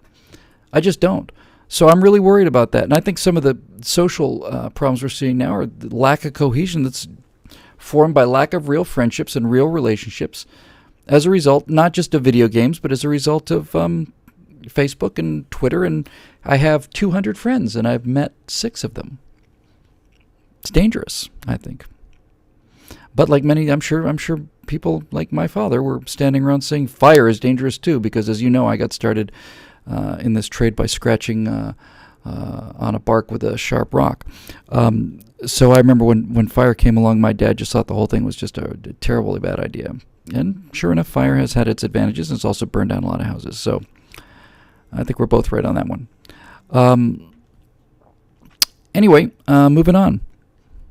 Brian Buchanan, as a writer, what do you think of games as a storytelling medium? Great question.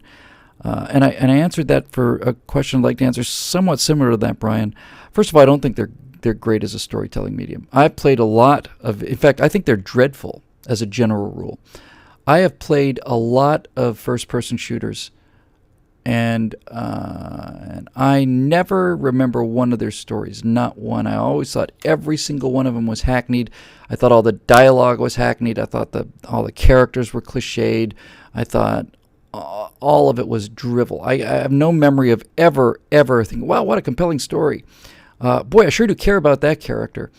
No, I don't have any memory of that.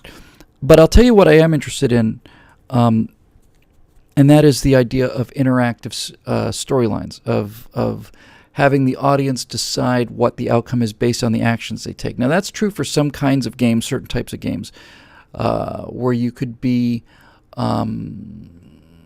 you choose A, and then you go down a pathway, and then you choose B, and you go down a different pathway, and there's all these different kinds of tree, opportunities where you're making choices that go down an individual pathway.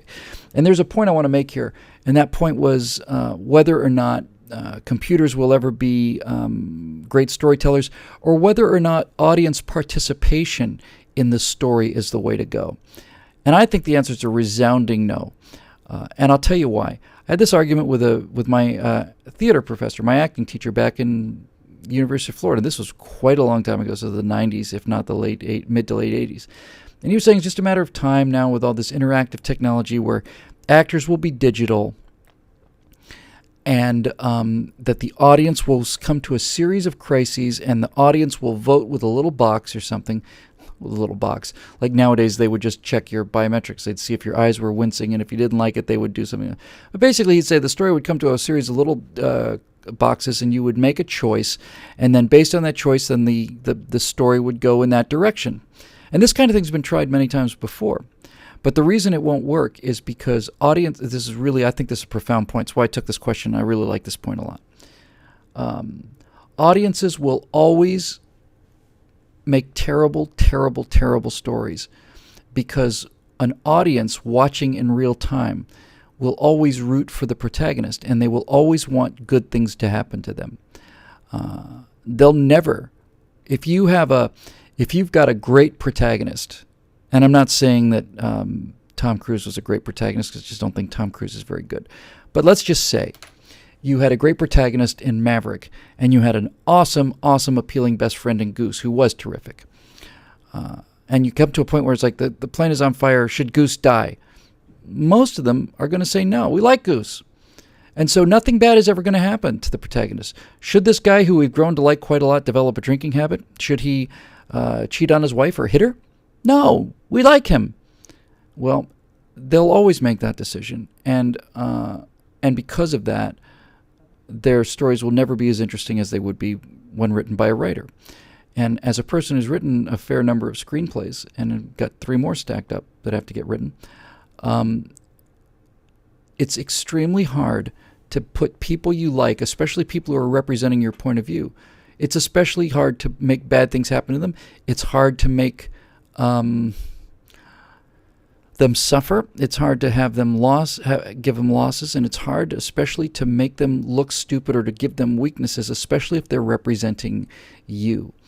And one of the hallmarks of becoming a decent writer is understanding that it's only through the act of putting these people into desperate situations and letting them behave badly, not only having the outside hand of God smite them and strike them down, but also allowing them to fail from their own weaknesses. When you get to that point, you realize, okay, now you've actually got something worth telling. Because all of the interesting characters in history are the ones with flaws. My favorite character that I've ever seen in entertainment, my favorite character of all time is Al Swearingen from Deadwood. I think he's the most interesting character I've ever seen. Coupled with brilliant acting on the part of Ian McShane, who by all accounts is a red diaper baby, Noam Chomsky quoting communist,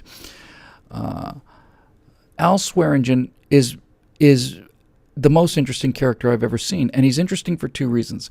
He's interesting because of Ian McShane, whose voice and whose delivery and whose subtlety of expression is absolutely astonishing. Is one of very few people, this expression's used all the time for the right reason.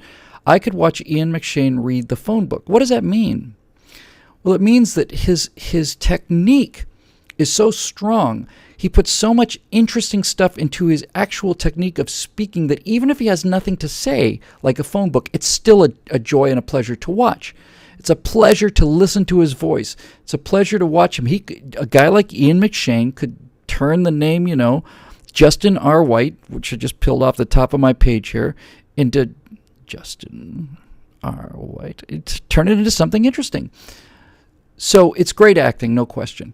But the real reason that a character is unforgettable, and we were talking about storylines and writing in video games and why there are no unforgettable video characters. I've just never ever been compelled by any of the stories, never gave a damn about any of it. But when you get into a guy like Ian McShane and Deadwood, then you begin to realize that the reason Ian McShane is so fascinating, that Al Swearingen is so fascinating, is because he's so complicated and so multidimensional and unpredictable. I watched the pilot of Deadwood, the first episode. In the first episode of Deadwood, the very first scene in Deadwood, you meet Timothy Oliphant's character, and he's a sheriff, and somebody comes to lynch the prisoner, and every single ever Western you've ever seen ever before, the upstanding, upright sheriff defends the prisoner against the mob and, finds out that he's innocent or at least makes sure he has a proper hanging the next day. Timothy Oliphant defends the prisoner against the mob. He knows he can't defeat the mob, so he says, all right, this guy's going to hang in the morning. I'll hang him right now. Throws a rope over an eave, puts him up on a box. The guy says the drop isn't high enough. Ian McShane says, don't worry, I'll help you. Kicks the box out of the way, and then the hero grabs this guy by the legs and pulls him down to break his neck. And I thought, well, now that's different. Okay, what's next? Next thing you see is you're in a crappy little rundown piece of crap upstairs room in a saloon. A hooker has shot a guy through the head. Shot him right through the head. And she's lying on the ground crying, and she's all beaten up and all bloody. And in comes Ian McShane, who's obviously the innkeeper and probably the pimp. And he leans down, and he says, what happened? And he says, he got out of control. He really started to, rough me up and so on. He goes, okay, all right, sweetheart, it's okay. And then Ian McShane knocks her to the ground and puts his boot on her neck and says something to the effect of, if you ever treat another customer of mine like this, I'm going to kill you. And that is not what I expected at all. at all. I thought, what a douche, what a giant dick. It's the worst guy ever.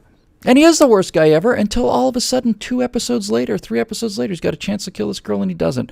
And why does he hire this disabled woman? He calls her the gimp and he makes fun of her all the time and constantly laughs at her, but he's keeping her alive. She wouldn't be alive in this society. She wouldn't be alive in this society at all. He's keeping her alive. And you find out he's an orphan and stuff. He's interesting. He's got depth. And he's got depth because a great writer in the person of David Milch and a few others decided to give him interesting choices, and an audience will never do this. They'll never, ever, ever do it. They won't agree on it, and they won't have the guts to do it. I'm telling you. A great writer does this. A good writer doesn't usually get the chance to do it. Great writers, you can tell a great writer by 2 things. He makes a character that you like do things that you don't like, and a greatest writer, and Milch was a master at this, a great writer will leave a line unsaid.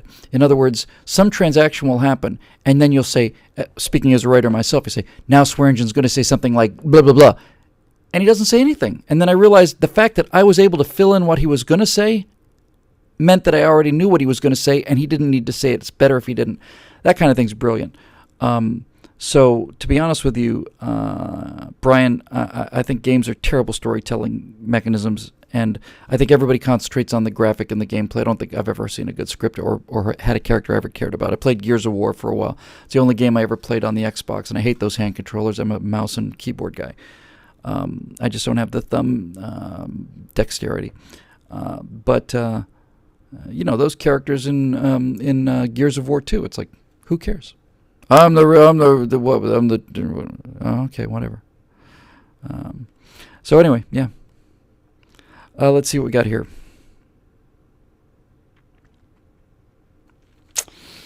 We need a cool space sci-fi game. I'm sorry, Brent D. Cates writes this. We need a cool sci-fi space game to go with the Free Frontier. A game that simulates and educates players on the rigors required to build, maintain, and explore this solar system. Well, first of all, I wanted to take that question because now that the DVDs are delivered, I can concentrate full-time on this Common Sense Resistance as a movie. I've talked to people about this, and they get this point, so jump off of Free Frontier for a minute. I'll come back to this. I was at an event not too long ago, speaking event, live event, and somebody asked me a question afterwards, said, you're really interested in the media as a culture,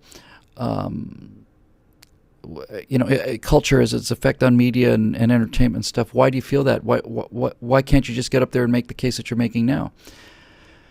And I said, well, first of all, the attention span's getting much, much smaller. Most 15, 16-year-old kids have no interest in watching a 55-year-old man stand in front of a white screen for 1 minute, let alone for 6 minutes.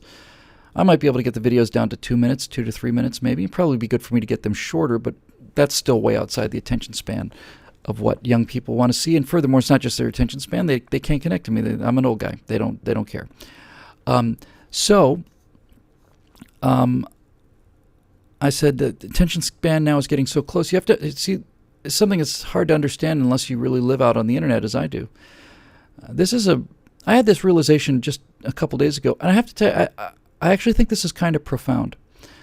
The internet, we all know the internet is infinite, but if you're watching YouTube and you're a young person and you get bored 10 seconds into the video and you decide to watch something else, you would think that you actually have something less to watch because you've just eliminated one of the choices.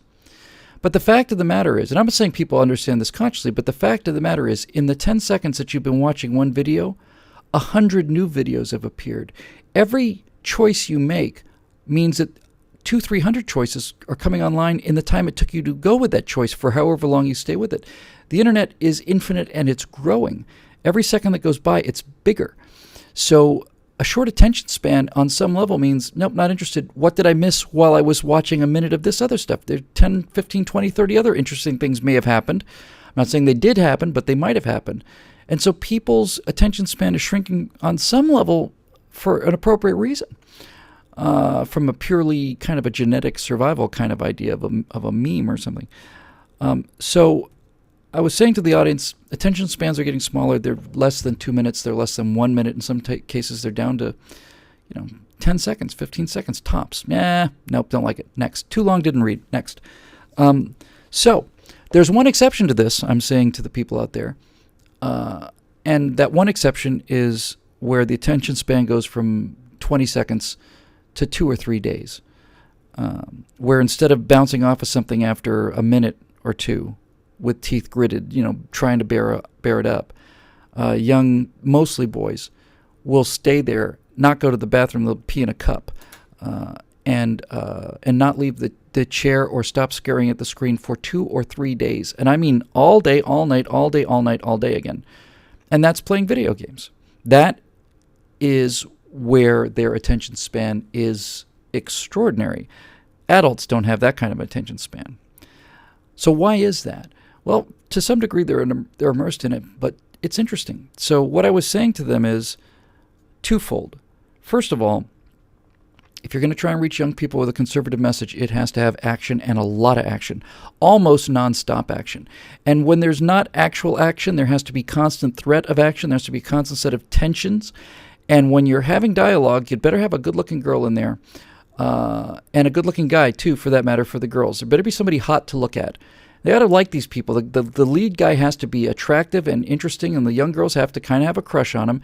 And the guys, when they're not shooting guns, have to have hot chicks around. Otherwise, you say goodbye to their attention span. That's just the reality of the situation on the ground. And since I'm a conservative, I have to look at reality. I don't have to like it. I just have to look at it and understand it. So there's that. There's a much deeper point here, and this is the point I was really trying to make. I said, I've got a scene coming in my movie, so stay with me here. It's the world of the post-economic collapse. And it's American socialism. And it starts out 40 years in the future. And it starts out with a young, attractive guy who lives in an okay house. It's socialized housing, so it's kind of okay house. It's kind of okay food. And he's got kind of an okay friends, and he's got kind of okay transportation. And everything's public, and everything's kind of shabby. But he's alive. He's got health care. He has to wait in line, but he's alive. Now, in my movie, this guy, over the course of time, goes and lives under the city, in rubble, with rats and filth and feces everywhere. His entire life he's being hunted by machines and humans that are trying to track him down and kill him. He's got a few friends, and they're close friends. And these friends are new friends, but they're friends who will die for you. They do die for you. You'll see a few of them die to save your life. And you're eating out of old tin cans, horrible food, and it's filthy and it's gross.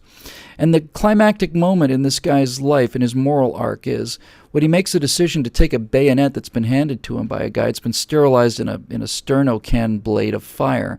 And he takes a bayonet and he reaches into his forearm and he makes a 1-inch incision without anesthesia, which, as the guy who hands him the bayonet points out, you've never been in pain before, kid. You don't know what pain is. You have no idea what's about to happen to you. You just don't have any idea. So he makes this 1-inch incision without anesthesia, and under unbearable agony through force of will, reaches in with a pair of forceps and pulls out a tracking chip. It's about the size of a grain of wild rice, puts it down on the cement, and smashes it with the butt of a bayonet. That's what happens in this movie. Now, I haven't put any politics into this movie, have I?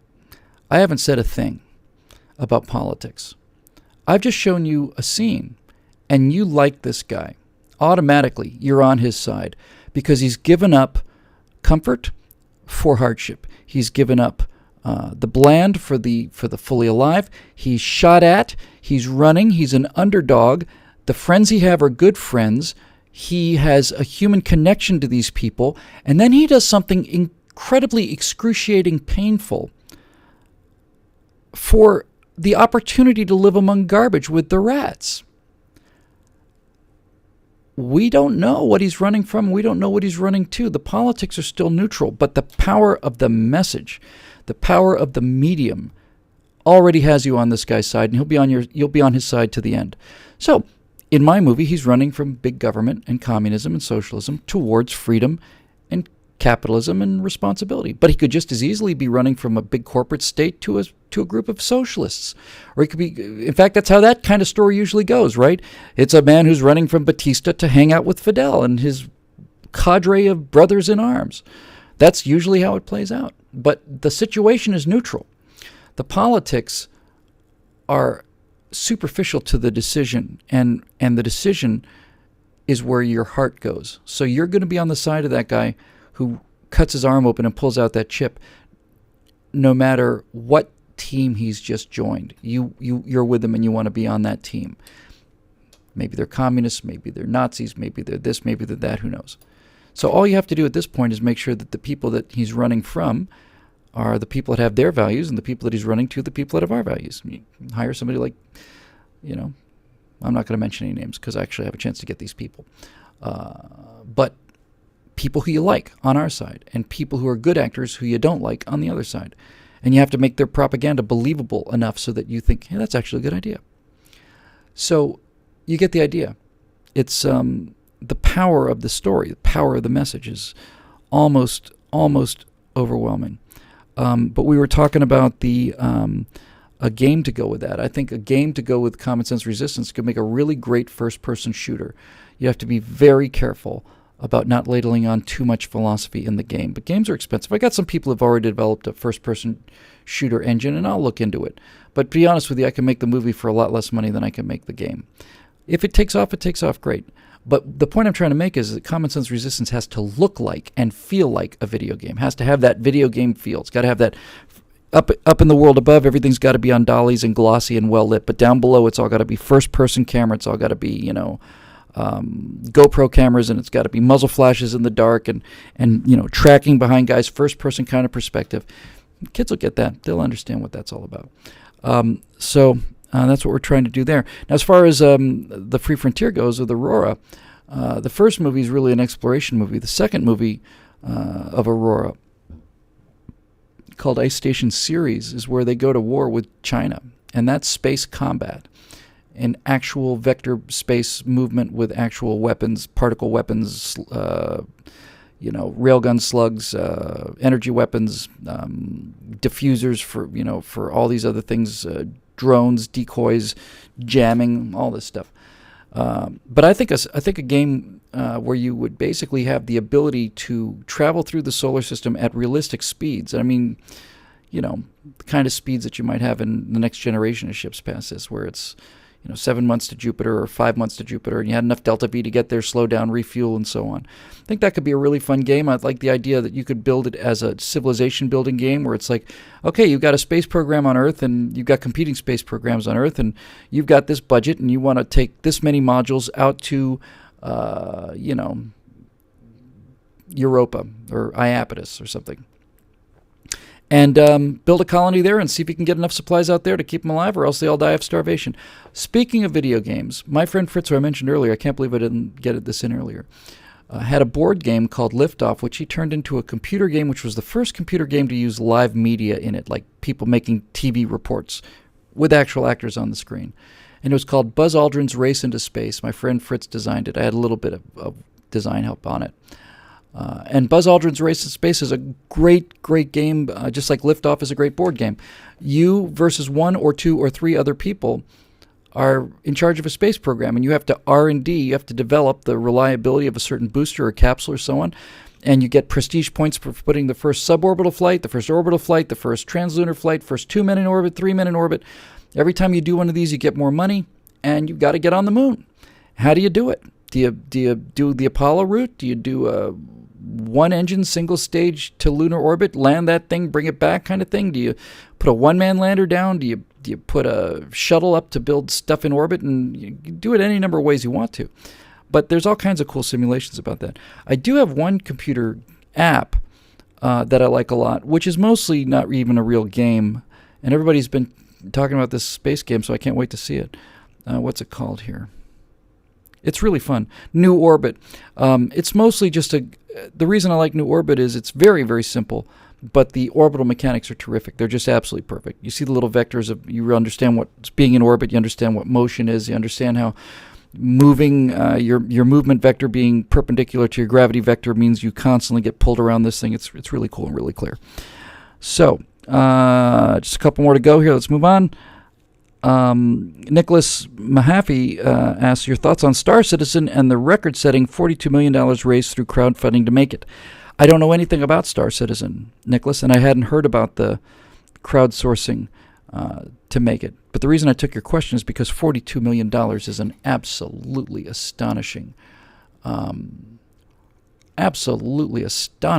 of money to raise through crowdsourcing. Absolutely astonishing. I don't know whether I'd be curious to know how much money you could get for a movie. I bet you couldn't get anything like that for a movie. And that's another advantage of video games over movies, by the way, is their persistence. You can play a video game for hours and hours and hours and hours and hours and hours and hours. You can burn yourself out on it, go back and try it again, pick it up later. I picked up Wolves of the Pacific, that sub-game. I played that for days, and then I put it aside for 6 months. I trot it out again, played for a couple days, trot it out again, and so on and so on and so on. So they have that kind of longer life. I think the closest thing you find to that in movies is a series like Walking Dead or something, which would be the way to do things if you could. So hopefully, Common Sense Resistance or something, Big Bad Problems get picked up as they go out in the world and do okay as movies, and then pick them up as a series and run them, man. Because having something like Deadwood or Breaking Bad, Sopranos, episodic TV that goes on season after season is the holy grail of storytelling. Scores of hours. I think about Star Trek. It's like, it's just a TV show. Yeah, well, 72 episodes, right? I spent 72 hours, 51-minute hours with Captain Kirk and the Enterprise. So, you can tell a lot of story in that amount of time. I'd love to have something like that, but apparently it already exists, so I'll look into it. I can't wait to see it. I'll probably never get anything done again after that. Max Wild says, talk about being a pilot in the First World War. It took balls to fly a powered kite with machine guns and no parachute. I just had to take that question because if you're playing a campaign game of a World War I flight sim, you have an extremely small chance to survive it if you play it as the Germans. But you have no chance to survive if you play as the Allies. Just none. And I just wanted to bring that up because not many people know about this. There was so many ways that World War I was the worst war in history, certainly the worst general war in history. I don't think there's any question about that.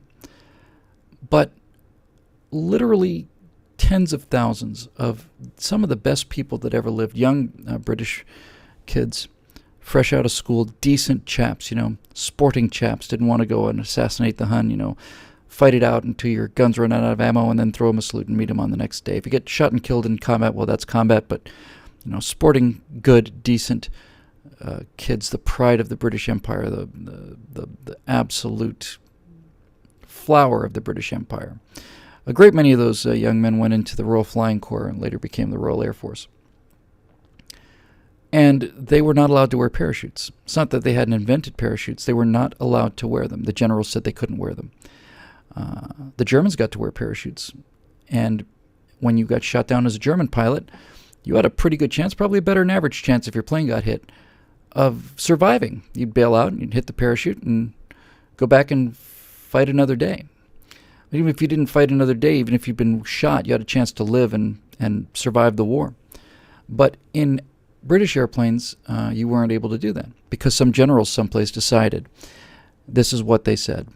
They said that if a pilot has a parachute, he'll be less likely to fight, that he won't have the same aggressive spirit. He won't try as hard, basically, and that the parachute being a way out of combat was something that they would take. And so thousands and thousands and thousands of the best men in the world burned to death. The best men that ever lived, I honestly believe it, best educated, most decent, courageous, intelligent men that ever lived just burned to death or jumped out of the airplane so that they wouldn't burn, just sailed down to the ground like people we saw jumping out of burning buildings on 9/11. Tried to land airplanes with the wings shot off and just got to ride them down. Sometimes ride them down from 10,000 feet. Because some general someplace decided that it would be cowardly if they had a parachute. And the one thing that I could never understand about that argument was that if I had heard that argument and I'd been a member of the British press, I never would have let this counter-argument go. Ever. I would have said, fair enough, Field Marshal. Fair enough. By that exact same precise reasoning and logic, let's remove every single lifeboat and life vest from the Royal Navy. Take every single one of them out of there. Every one of them. Every lifeboat and every life vest and every life raft out of the Royal Navy right now. Because the presence of a life raft and a lifeboat, you see, increases the cowardice of the crews of those ships. Because they've got a lifeboat and a life vest and a life raft, they won't fight as hard. And when things start to turn their own way, they'll jump overboard, completely overboard, and try to save themselves with these cowardly devices that have been attached to them. So get rid of them now. And I would never have let that idea go. I've never heard that argument made before. I can't imagine that no one made it. I can't imagine that no one made it. I can't imagine that every member of the Royal Flying Corps didn't have that exact same thought every time they went up there. But yeah, in a flight sim like I don't know, Red Baron or one of the earlier ones I might have played, I think it's just not possible to survive as an Allied pilot. You just can't do it. You get shot down one time, you're dead. You just get hit, you're dead. You're done. It's the most disgraceful thing in modern Western history. Of all the things I can think of, I would say in military history, that's the most disgraceful decision I've ever heard. Is not being able to wear a parachute in an airplane in combat, because it would make you less likely to fight. Good Lord. Brent Cates asks, where is the sci-fi game that will do for MMORPGs?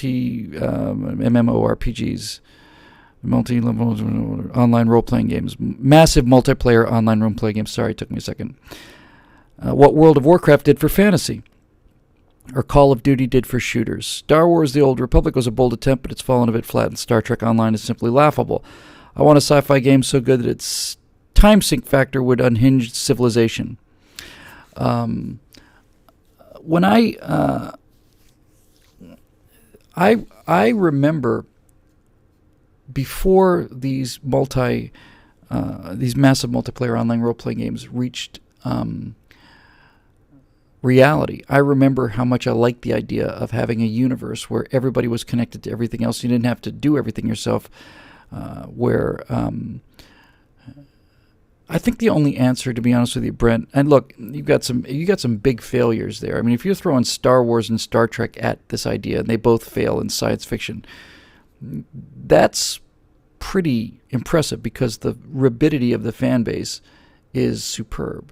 Somebody's mentioned EVE Online. I've heard that mentioned before. I've never played EVE Online. For me, I think the answer would have to be something that had a realistic feel to it.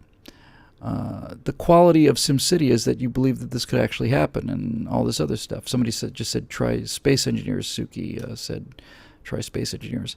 I don't know the answer to that. I don't know enough about it, other than to say that for the game to be successful, the universe has to be believable on some level, I think, or something you can connect to. And maybe that's the problem. I don't know much about it. I would imagine Star Wars would do better than Star Trek, because at least there's some merchant quality in there. In every now and then you'll hear about a freighter in Star Trek, but Star Trek is virtually about encountering aliens or Starfleet Command. You very rarely run into merchant type ships. Star Wars, the Falcon technically was a freighter, right? You really kind of have to go to, maybe the answer is Foundation Trilogy. I read the Foundation Trilogy when I was 17. I thought it was the best thing I ever read. I tried to read it again about 2-3 months ago. I thought somebody had rewritten it. Somebody 17 or 15 years old had rewritten it. Couldn't believe how bad it was. The idea is still terrific. The twist at the end is fantastic. But rereading it, I couldn't believe how awful it was. But there's a story where the Galactic Empire and the power sources and all that other stuff is based on trade. And trade federations and conglomerations and owning a tech level. In Traveler, you saw that too, which wasn't a computer game, it was a sci-fi role-playing game like D&D.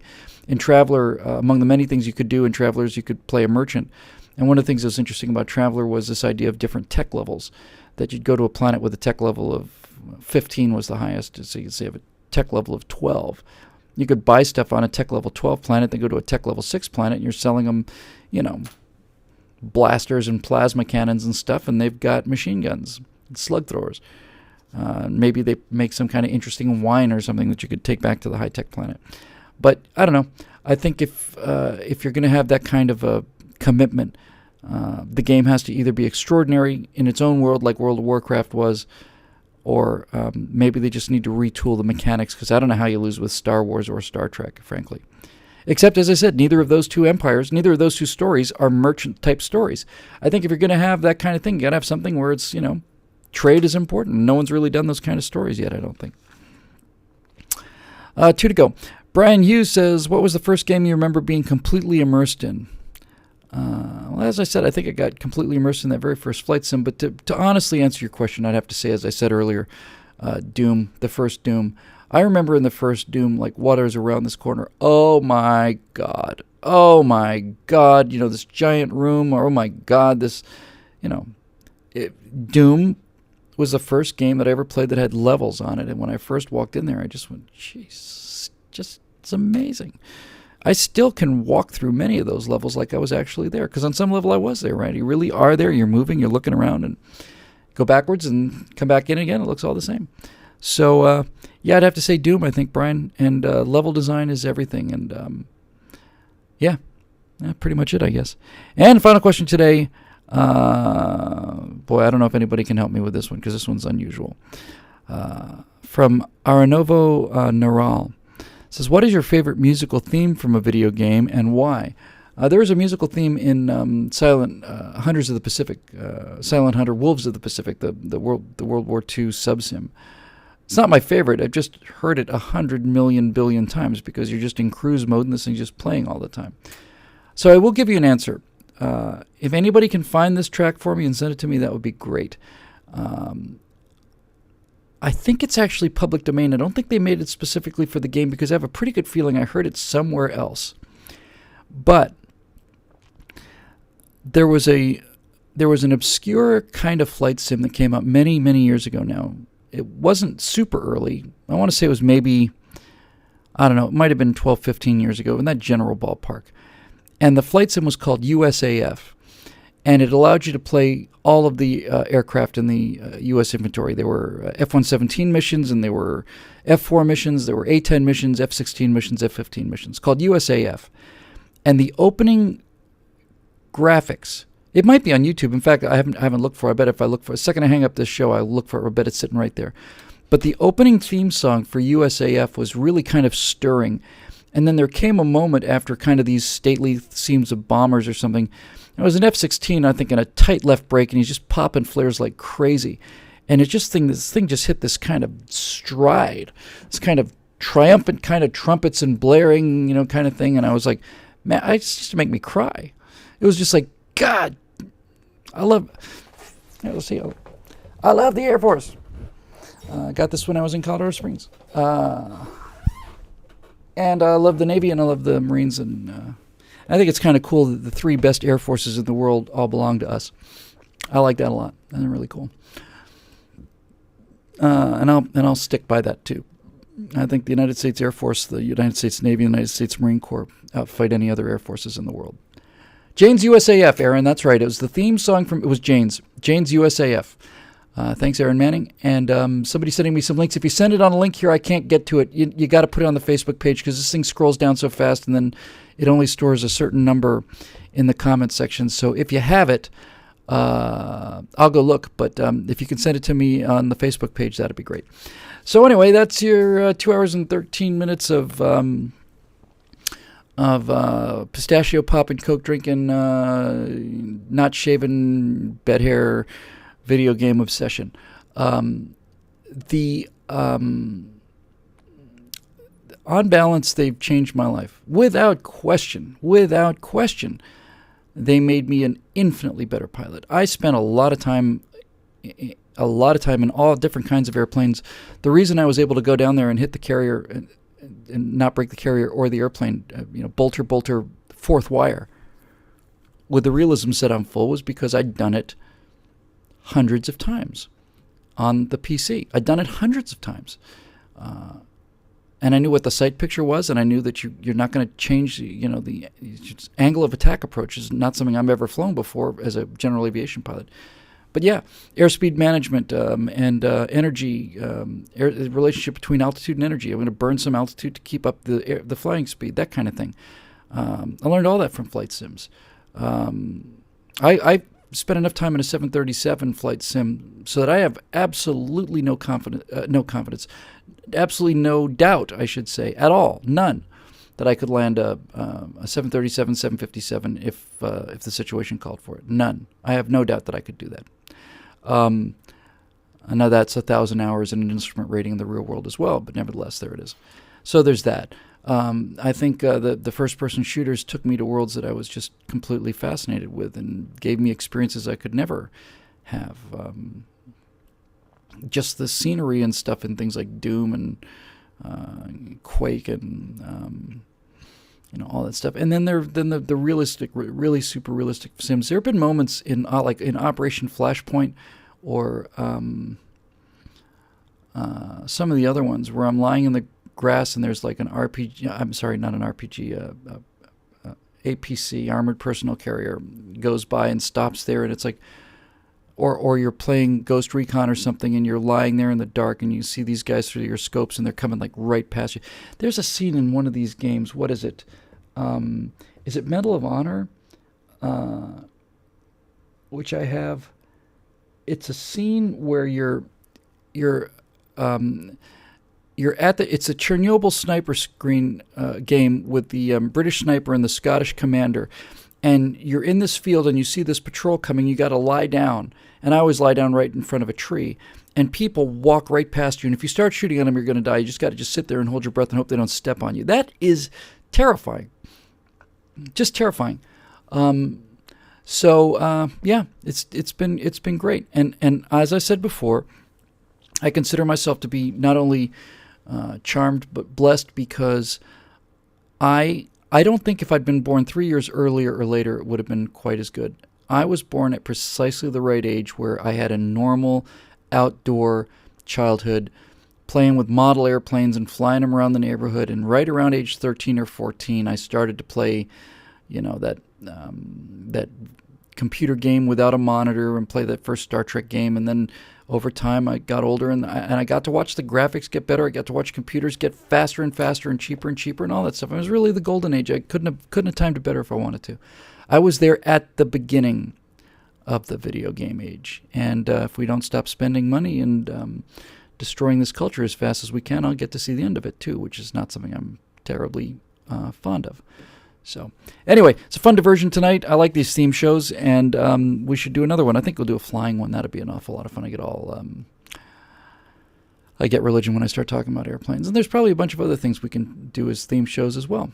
But anyway, I think we'll call that the end of the Stratosphere Lounge episode 66, the video game episode extravaganza. By the way, you will be pleased to know that missing episode 60, the Common Sense Resistant episode, over the period of the last couple of weeks has in fact been downloaded. I've edited out the Beach Boys theme song and just used the lyrics because I played it during the show and then I realized it'll get me a violation on YouTube, which I really don't want to have. So I will upload that in the next day or two. So that's ready to go. Anyway, episode 65, the video game edition, now comes to a startling conclusion. You've managed to defeat the boss at the end of the top level. Pretty damn disappointing, wasn't it? Yeah, I felt so too.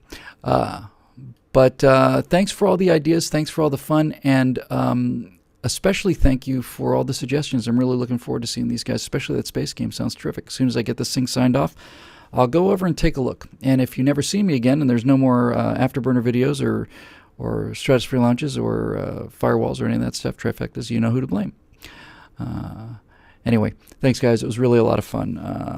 And we'll do another theme show in the future. Until then, take cover and respawn camp.